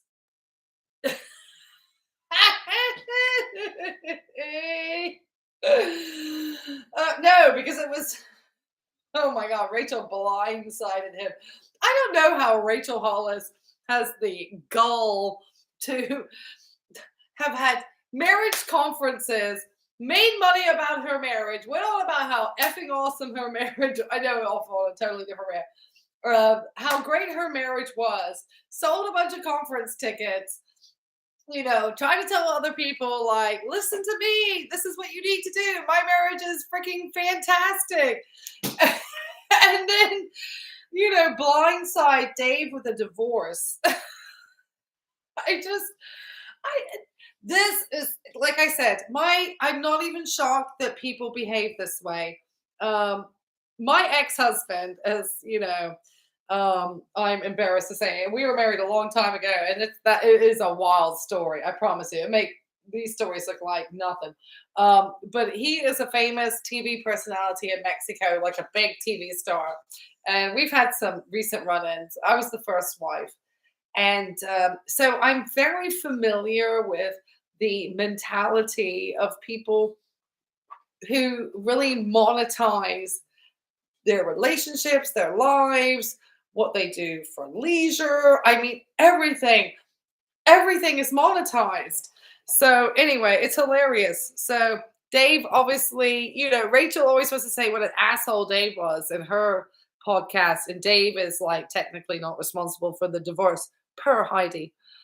Oh my God. I think these four are not, I don't think, how like Prince William and Princess Catherine and the Duke and Duchess of Sussex, Harry and Meghan were initially like the fabulous four. I feel like that was kind of Rachel with her boo thing and Dave and Heidi. And I have a feeling the Fab Four has hit the shit skids. That quote is, what messes us up most in life is the idea in our head of how it's supposed to be. Oh, and if you had an idea in your head from the moment you got married of how these holidays and these big milestones would go, and it's shared responsibility, it's shared, and even not shared responsibility, but it's shared celebration, right? And you right now in me don't have someone that lives half the time in Texas. So when you're going through these things, you don't even have me to celebrate in person with it. Right? Yeah. Well, I don't know. They always seem to be together. What the hell? Ray and I are not as close as I think I thought we would have been in the aftermath of divorce. And I think there's still a little bit of like, man, divorce. Your divorce was years ago. We could be in a more amicable place and actually celebrate. Like, I mean, I am envious of the relationship you have with your exes. I love the fact that I'm as close to them as I am, and we're not there yet. And maybe one day we'll get there, but like we were standing next to each other at homecoming watching Jackson knighted as the Duke of the sophomore class. Congratulations to him being coronated. And I was like, yes, this is cool. What a nice thing that we like. Didn't one of their children get recently like suspended for some other reason? So, I think they're, Jackson's luckily older. So maybe he will be okay, get through and move on. The rest of the children, especially poor Noah, who is now being raised by nannies, that I don't think is great. Had 8 seconds next to each other before going our separate ways. It's, I think I want it for my kids. I think I want it for, it's also just like the story of my grieving process has been 8 seconds. Grieving the way I thought things would be. And, it's like shedding, I don't know, like grieve what was. I think you're smarter too, because there's so much of it. Like on Derek's side, none of what we go through is public, right? And I don't really take anything public with Derek. We have so many struggles. Derek. But it doesn't make it out there to the world. And so I think that it makes it's easier for me. It is much easier. Like, I mean, when Derek and I, we go through stuff all the time. But like today, for example, and yesterday and this week, we're in a really great place, but it doesn't mean he and I didn't have a fight 2 weeks ago, but we fight like brothers and sisters. And same with me and Chris, we all fight. I think it's like when you're dating. And at least for me, when I was... This is the weirdest shit. I'm sorry. I'm just going to throw it out there. And I might have crashed again. I have no idea. That she is still arguing with her previous spouses. I mean, my ex-husband and I don't get on, and there are very specific reasons, and we do not have any children who are involved in anything. We did not have children, but you can see me. Thank you. So I'm really listening to what she's saying, in regard to still arguing. I mean, arguing or having, trying to find common ground about how you're raising your children, but like to still be like talking about arguments with an ex-husband that's the first, and then arguing with this. Wow. I mean, gosh, talk about bringing drama in your life, Heidi. I mean, at that point, I would recommend she mediate everything through her attorneys then. I mean, it doesn't sound, I think, I wouldn't be surprised if Heidi's meltdown, which is what I really see that is what happened to her. I mean, I'm not her doctor. I haven't read her medical charts. I've only just started the training process to be somebody who would see people like Heidi coming to the emergency room, having these types of symptoms, having panic attacks, and seeing all of these things happen. And just, listening to somebody who is just, I don't have contact with my ex-husband. And, I understand they have children, but if you're still arguing with these people, I just think all of this is adding to her problem. I mean, that just seems, I don't know. Heidi, you shouldn't be arguing with your exes. That's just not healthy. Anyway, I'm going to come in. Was dating a guy, and the guy would wrong me, and I would tell my mom and dad and my family. It was over. It was over because I just poured fuel on the fire that is that relationship. And I think because you both are more public people, it makes it harder. Chris and I fight, but no one hears about it. Like, no one knows that Chris and I fight, and we make now we do, Heidi. You just told us, girl. I think that's been a little more difficult for you. Yeah. Well, I think too, I probably, if I've maybe made a mistake in the aftermath of divorce when it comes to my children, there's like a term like Disneyland dad, apparently, because I've heard it in the aftermath of, getting them go-karts to distract them from the pain of divorce, or making sure that the birthday party has a huge slide. Like, I think that there are times when I bite off a little more than I ought to chew, because I think we know that Dave has a lot other different issues when it comes to his fathering skills. I think the aggression that he showed towards his minor children during that whole pancake gate, which made me think that I'm curious about, exactly where his mental space was that day. Like, had he been up drinking all night? I mean, I have no idea, allegedly. But yeah, I mean, I think for the sake of your children, being a weekend dad is about what you need to be.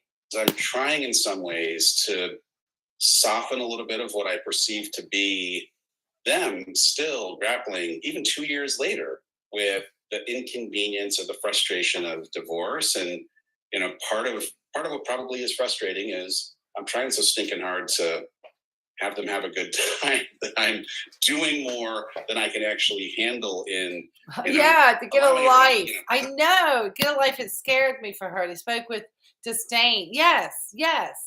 Yeah, I think he is somebody who definitely spent time away from his children. I think Rachel and the nannies maybe had done a lot more of the parenting, and usually what happens when parents divorce, and this is what my friends who have divorced and have kids have told me, is that they actually get more time to be, on their own, because the kids get to go to dad. And now suddenly dad, who the only really role he had was kids,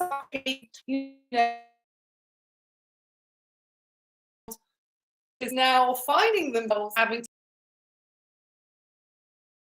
more of a parent than they ever anticipated having to be, because the wife had really taken that role.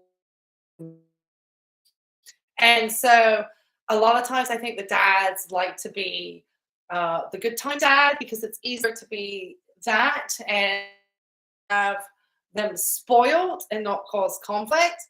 But yeah, he's pretty scary. I just really don't think that, I really don't. I really don't. I mean, this is supposed to be a funny podcast. I think the great thing about Dave and Heidi is they really do say what's on their mind. To invite 30 people over to a birthday party when you have 4 kids is idiocy. And I will check the box for the idiot. Will translate to them placing importance in really enjoying times with their kids. Like when you say, you know, you're envious of the way that, like, for me, every control what I put into it with them, right? I really believe though that it's significant to me. Heidi gonna be putting herself in a tizzy for Halloween Day, like the biggest holiday or the biggest vacation. I feel like it makes up for where they feel like they're a shitty parent. Sorry. I shouldn't say that. Yeah, they do nothing but navel. Right. They talk about the same. Right. I know. And they're helping us. I know. Don't we feel helped today? The only thing I'm not actually quite sure who they thought they were helping with this podcast, why they recorded this trip.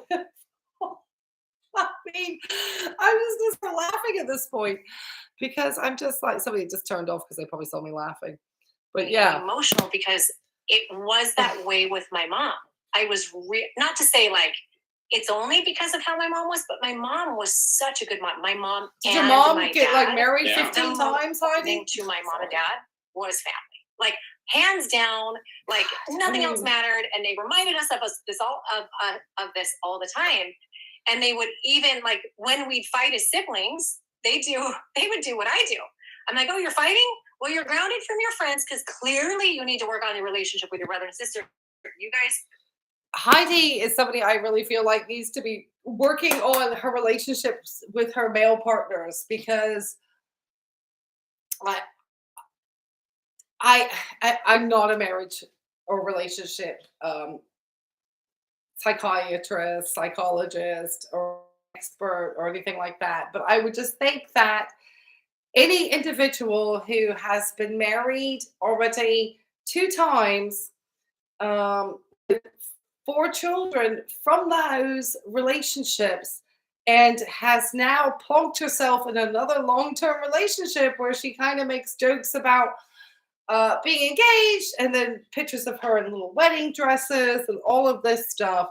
That to me is not healthy. How she feels confident in being able to create life wellness courses, like stick to the working out stuff because obviously you're really good at that.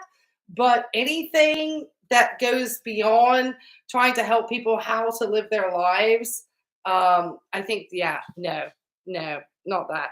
Go play together. Like that's very much how they were. And I'm so grateful because I have a killer relationship with my family.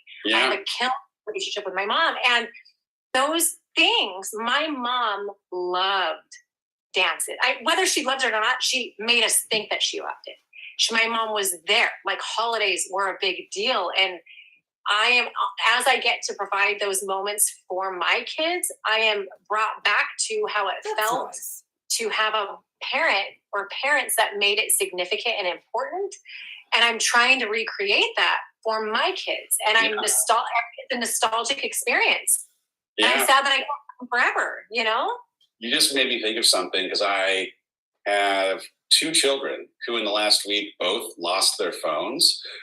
I want to talk about like prison yard outbreaks of upset humans. Take 2 phones away and just see what happens when they are as attached to these stinking devices as they are. But it is actually, it's wild how different behavior can be in like 3.5 seconds when the phone is not an option.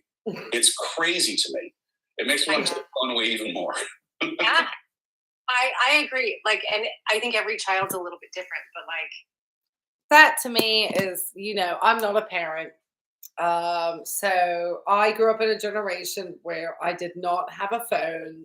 They are extremely expensive devices. These are not, I'm sure these kids are with like $1,500 iPhones and stuff. I mean, I'm sure they're not. I'm sure their phone is more expensive than mine. So it's just, the fact that these kids have phone and the privilege on the phones, I think they just, I just find it astounding that these folks have podcasts. People listen to these. I mean, I listen because I'm shit talking them, but because I just, think that we're in a place in the world where we are having, just so many things happening. My whole hope sometimes of me reacting to these things is that I just wish, that people would, take time one more to trust their own instincts and intuition. Take time to go to genuinely researched medical websites, resources, get yourself with a doctor, don't waste money on this quackery. A lot of it is not real. And then just, to hear just, these people don't have their lives together. And the fact that they want to tell others how to live it, I think I'm just astounded. There's a whole industry in this stuff too. And how much money these people, and life coaching is BS. There's no such thing. For some of my kids, one of them in particular, because they all have different reactions. Cash loves his technology, but like there's a little bit of a detox period of time. And when I can get past him not being on it for days at a time, he's a different child. Ford's the same way. Ford is now the influence that he has. It's almost like a little bit. Now he's not watching anything because I've got an ability to see the content that he's looking at. It's not risque necessarily, but it's crude and kind of semi-disrespectful at times, the way that people are treating each other. And I think that it's exposure. Dave, like if you're exposed to someone who's disrespectful, guess what? Did Ford happen to catch Dave on the patio of peace? Is that the content that he happened to be watching, Dave, that you caught him on? Because that was extremely disrespectful. Where do you think he learns it from? Dave, hello, Dave, I'm calling in. Your kid learns it from you. Likely to be a little less respectful to the adults in your life, and I know the absence of screens change a little bit of the persona that they tip into when either they're threatened and they don't feel like they're getting what they need, or they're feeling themselves and they want to kind of puff their chest out a little bit. Well, I think the absence of screens allows more interaction and presence and consistency for parents. I know that's for me because, like, a screen is a babysitter for a lot of the time. I'm not saying. Oh my God! Like, a screen keeps it. I'm sorry. There's only like 7 minutes left. I had to laugh because Heidi's talking about screens and stuff. Yeah, exactly. This is exactly what I was going to say. These two people do not know how to get off of social media. And then you complain about your children. What would you be like, Heidi, if you weren't posting everything 2 seconds? Jesus Christ, lady. Look at yourself. Child occupied, right? So when I always tell my kids, like, you don't understand when I ground you or I pull something away or you lose a privilege. Like you might think I'm being mean or what, like your world. You need to understand my world just got harder too, because what this means, I now have to make sure that you are following those rules, because it's like the inconsistencies in parenting are where like kids will find any little gap or any loophole. And the second they see it, they're like, oh, there's mom's weakness. When she's on her phone, I can ask her a question this way, and like then I can get away with what I know I'm not supposed to do again. Sorry, I think the beer hit me. But Heidi talking about her weakness. Heidi, you are always on the phone, girl. You are always on your phone. I cannot imagine. I mean, her makeup always looks fantastic. Part of the reason why I feel like I never can get online and post stuff is like, I can't be bothered to. I'm like always trying to figure out between the number of workouts Heidi does and everything else. When did she have time to shower and do this hair and do this makeup? I'm like, she's always talking about exercise. If I exercise, I usually generally like to shower afterwards. So I'm like, how? I mean, are there people just like, I mean, I know haters look at her content sometimes. I mean, I don't look at her content that much because it's pretty dull, but Heidi, you're giving a lot away today, girl. you know? Yeah. So it does make it harder because I have to then, when I commit to grounding or losing a privilege, I am also committing to being a more present parent because I got to follow up on that. I got to follow through. No, there were more games of catch. There was a board game on the kitchen table. There were more conversations, which, by the way, they're all great. But also, in a world where I'm busy and I get home from school at 3:30 in the afternoon, it's a little easier, of course, when they have a screen that they're able to spend time with until 5 p.m.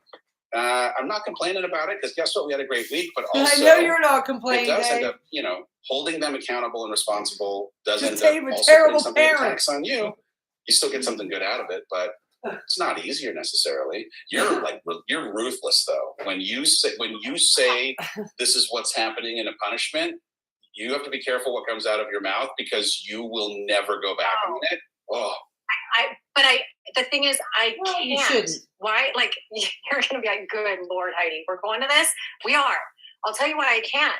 Because integrity is so important to me. Like, I personally, I have to know that my word is valuable. And when I say something, I have to know that I can follow through. It's not necessarily integrity, but yes, if you do, I think, and this is, I work as a teacher. I've never been a parent, so I can't relate as a parent. But yes, I do understand that if you do say something and you do say that you do want to try to, say, okay, if you do this, this is what the consequence is going to be, and you don't do the follow through, your children will never take you seriously. So, I'm glad to hear that Heidi, and that's probably why her children are fairly well behaved, is that, Heidi at least has follow through in her parenting. So I'll give her that credit. Or else I won't love myself. Like, this is at the basis of transformation that Chris and I have taught for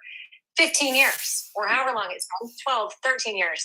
But that goes with my kids too. Like, and I know if I say something to my kids and I don't follow through, I'm not going to respect my authority and they're not going to respect my authority. Right. And so it's like, which means like if like, I don't want to deal with, I almost have to act like I don't see it. Because if they know that I saw it and they know that they got away with it, right, then I lack authority in what I do.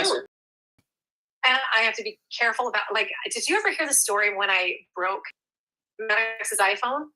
Is this safe for the internet? Oh, I posted it. Oh, okay. But that was before I had some of the haters that I have. I did post it. So here's fresh content for you guys. You ready for this? Oh, did you hear that? Heidi's talking about her haters. Oh my God. I'm guessing I'm a Heidi. I'm not a Heidi hater. I'm not. As I say, I kind of, have mixed in social circles where I have been very, been hanging out and have known a lot of people who have mental mindsets like Dave and Holly and who have access to tremendous amounts of wealth and tremendous amounts of privilege and really don't live life like everybody else does. And I think, the thing that Dave and Heidi are misconstruing from those of us who critique their content is that we're not haters. And I think for two grown adults, that is really immature of them to call other adults who are critiquing their content as haters. No, what we are saying is that, one, you're not qualified to give a lot of the advice that you're trying to give. So, you're not qualified. You are then, so that's number one. Secondly, you promote a lot of bullshit, quackery, wellness guru bullshittery that has no real intrinsic value in today's society. You're trying to make money off of people's insecurities. You try to form parasocial relationships. You try to get people to, think that they're your friends for money. You don't encourage anything that could be really beneficial for somebody or something that could be free. And I think that, Heidi every relationship that this woman has is transactional. Does she not know how to have a relationship that is not transactional? Her marriage to Chris became transactional because, like we said, she was the girlfriend. She ended up in his TV show. They were married. I mean, it was like almost transactional, it seemed like, from the start of that relationship. And then with Dave, I don't think this woman, knows how to have a relationship where she's not trying to spin it into a dollar. I mean, I've just never known anything of the like. This is weird. It's wildness. You're fucking wild. Chris and I were married at the time, and here's the thing: Chris is more ruthless than I am, and I appreciate it. That you see Cash and Ruby, very respectful kids who are, and not respectful in their confined way, but they know who they are. They are confident in who they are. Chris and I are very much aligned in how we parent, which is part of why co-parenting is so easy. Co-parenting is so easy, but you don't know this story?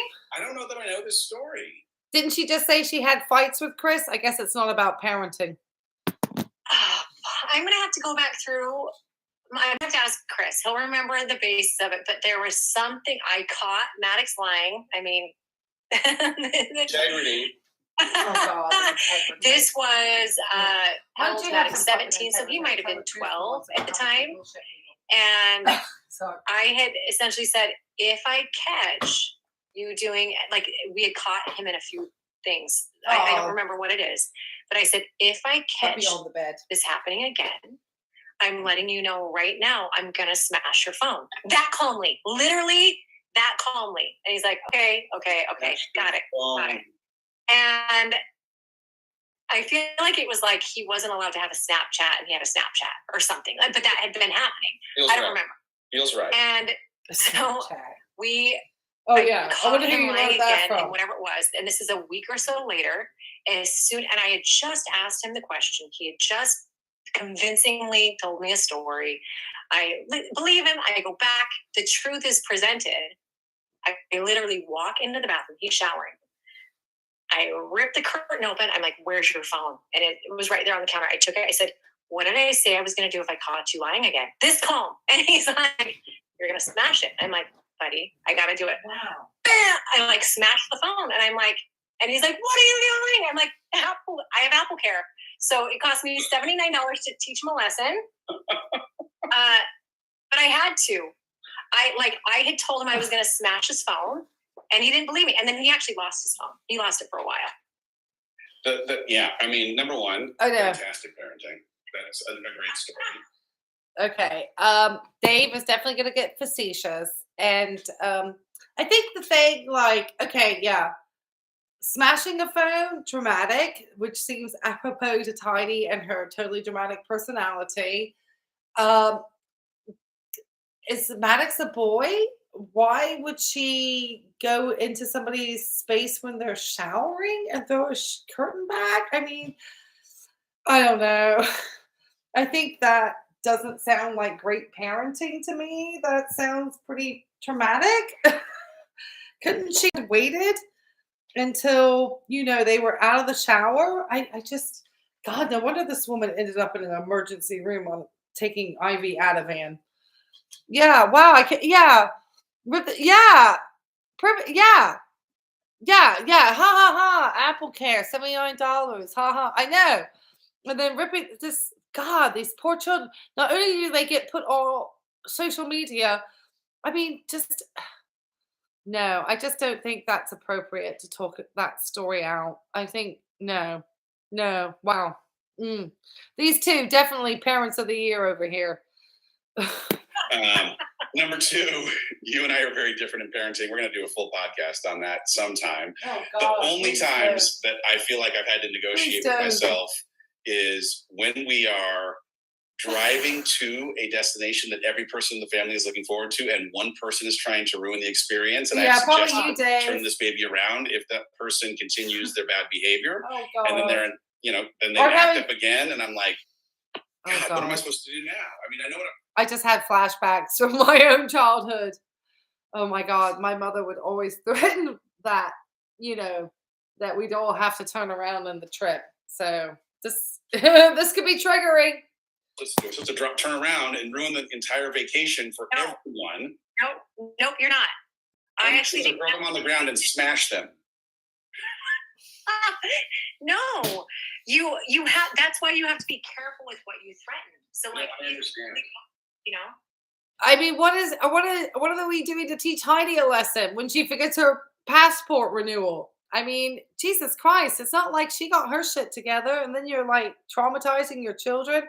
Jesus, Heidi, you sound like a nightmare. Oh yeah, no, I understand. Jesus, all right, you have a meeting. I have to go to the bathroom. Give me a headache. I have 8 minutes left of the meeting. I gotta get on. Hey, not bad for a podcast where we didn't even talk about what we're going to talk about. That's what they end their podcast with. All right, good work. You're gorgeous. Love you. Oh my God. Did you hear how professionally these two ended? Heidi's got a meeting, which means that she obviously, needs to be having her hair blown out and her nails done while she is conducting a business meeting, because that's how professional Heidi is.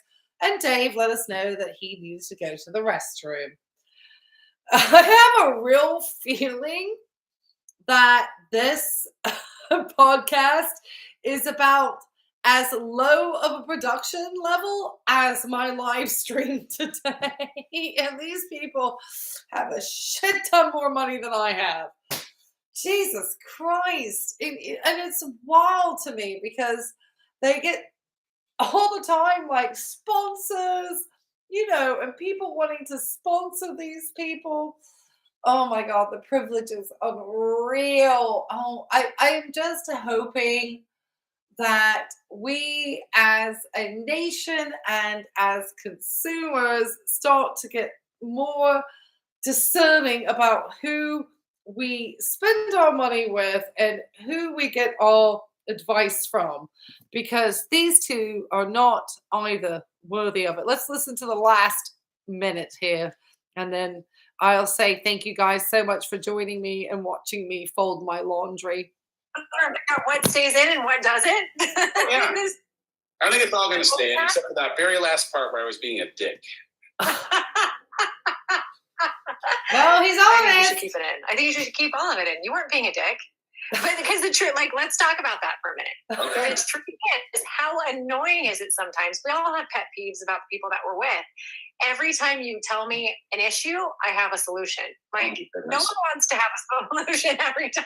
That's Rachel. You know what? I mean, here's the thing. There are some days where I just want to be able to share an emotion that I'm experiencing and let it just be received and seen. And 100 times out of 100, you are there with remedy immediately. And sometimes I can't even finish explaining the feeling before you've given me the remedy, which is also like, it's fast acting.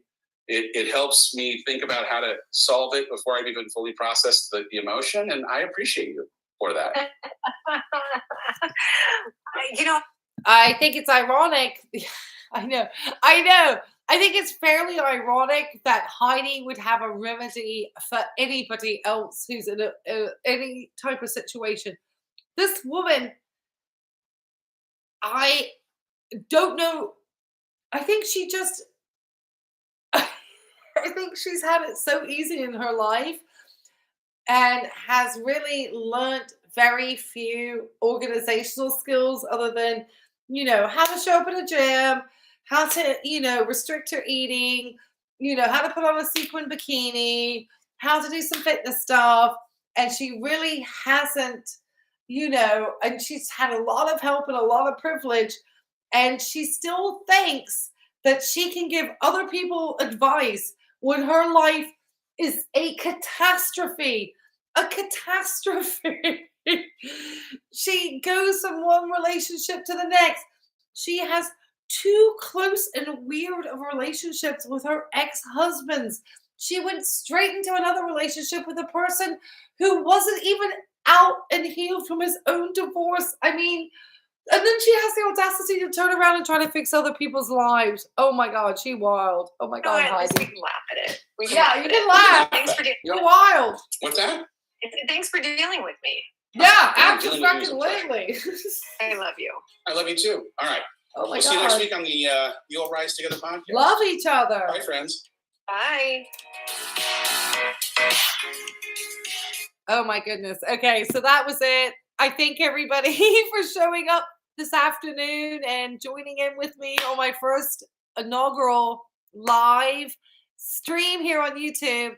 I'll try to figure out why I was coming like, thank you. It was a wild ride. I know. They're declaring their love at the end. I know. Thank you. And I'm definitely going to be trying to take a look at some of Dave's recent podcasts because he's had a lot of holistic stuff going on. I'm like, really, Dave? You're stepping into the health space, which I have decided like that is my thing as a healthcare provider, is to hopefully try to advise people as much as possible to be really weary of this stuff. And if you're going to spend your money, spend it with legitimate healthcare providers. A lot of times, preventative care and good care is covered in your health insurance. And so it shouldn't really cost you a lot. And all this stuff that they shill and send out and, give to people is garbage, absolute garbage. I mean, the exercise routines and stuff, but I see like the people who are in Heidi's audience and, these are people who are really probably facing some health challenges. And I just don't know if Heidi has the expertise to really guide them well through this, because she is a very different individual in how she has managed her relationship with exercise and food and health throughout her life. So anyway, and I feel like the more that Dave is obviously exposed to Heidi, the more his content has become more health oriented. And then if you listen to like he and Rachel, they literally like have the same booking manager because like their content is like, I mean, I swear, like one week Rachel will be talking to Lisa Bilyeu. The next week Dave will be talking to Lisa Bilyeu. It's like they have no originality. It's like the ever-ending like whirlwind of like self-help scam. And I just feel like when we're getting into these like super vulnerable times at the moment, and people are going to be really like, times are going to get scary, and with just big changes, I think, with having come out of this recent health crises, and just there's this whole, I feel like they are the dinosaurs of the like influencer, and I feel like we need to get a different type of influencer out there.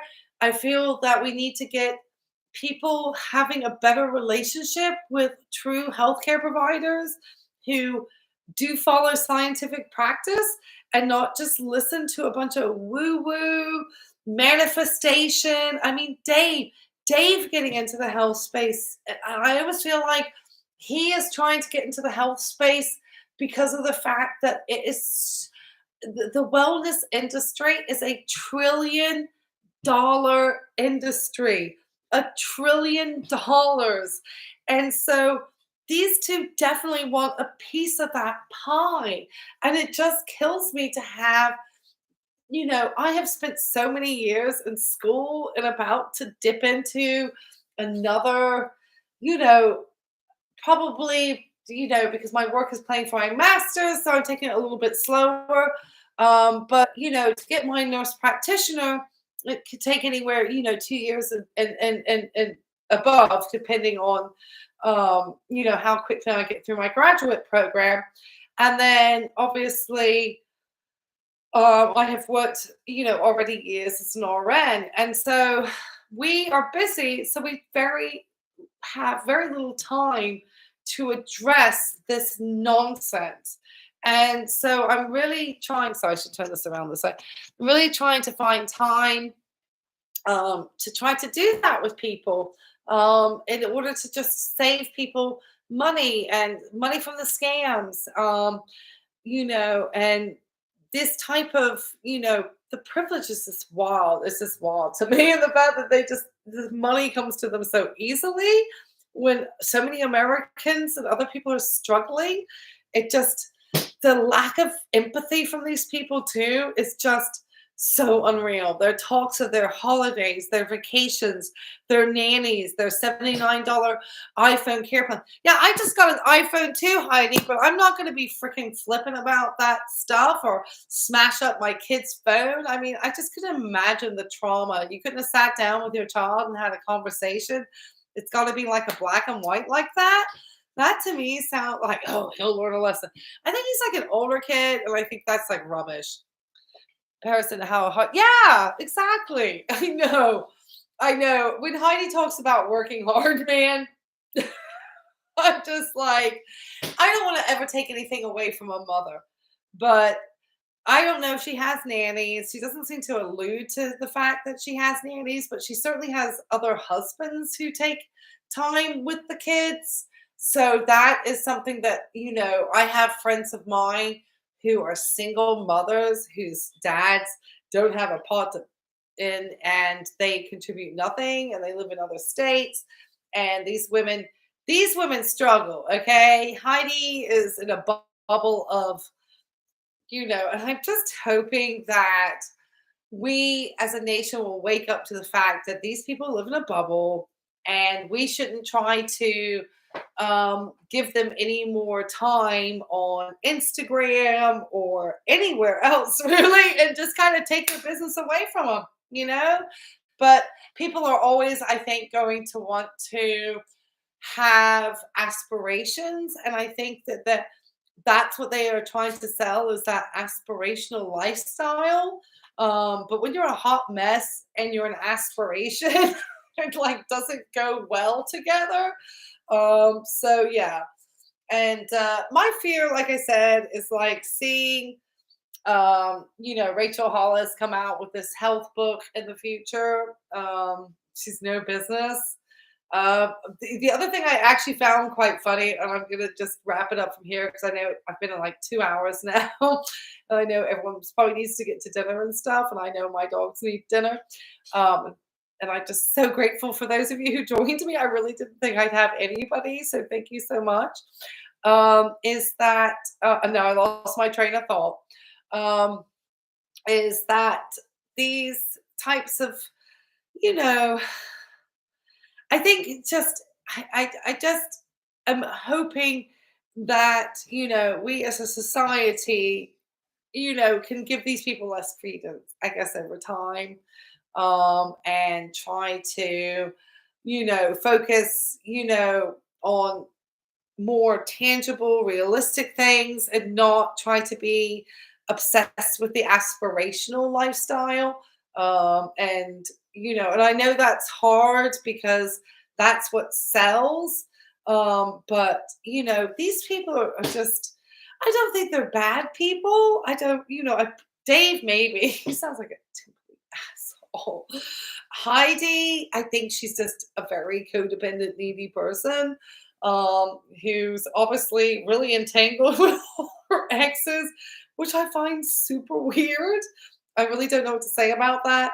But I do get insulted that they want to talk so much in the health space and but then talking about amazement about being in the hospital, like some simple shit going on, like an EKG and some Ativan.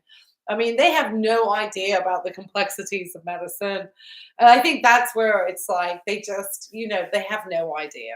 Anyway, so I'm going to wrap it up. I believe Heidi has her heart in the right place. So she's oblivious. Yeah, I would say the same. Yeah, I would say, I think so. I think Heidi's heart is in the right place. I think she's just lived in a bubble. She really hasn't had anything to do work-wise other than be a fitness person her whole life. I don't think she really has had any other real career, and then she's tried to get into this influencer space. And I think she came in and, she's had a lot of negative attention, especially because she happened to hook up with Dave Hollis, which probably wasn't a great match. So she's kind of gotten a bit of flack, I think, for having, connected herself with Dave and then come out with all this challenge and then anxiety attacks. And like I said, I think the anxiety thing is going to be very fashionable. So just don't be shocked or surprised to hear that everybody is like going to become an expert in anxiety soon, because of the fact that they are thinking about screening more people for anxiety and depression, especially since the big, happened. So that's going to be coming up. So yeah. Anyway, thank you guys so much. I'm going to try to see if I can fit in another live, just probably about Dave and one of his holistic podcasts, because he's had a bunch of those recently and they're all medical. And as I said, I hate people who have no business talking about medicine, talking about anything medical, because it's freaking dangerous. And you could really do people more harm than good. And, have people, not getting things treated that need to be treated because they're in this, BSery land of the self-help, wellness, whatever the bejesus they want to go on about. So I did want to have some opportunity to do those. I'm probably just going to put them out live because it's hard for me to sometimes find time to edit all the videos and stuff. But anyway, thank you guys so much. It's been a pleasure. That was a wild one. That really was wild. Oh my God. Anyway, thank you guys. Junebug and Dolly say thank you for joining us. And then, it's a great night. You're welcome. Thank you. Happy Tuesday, everybody. Have a lovely evening.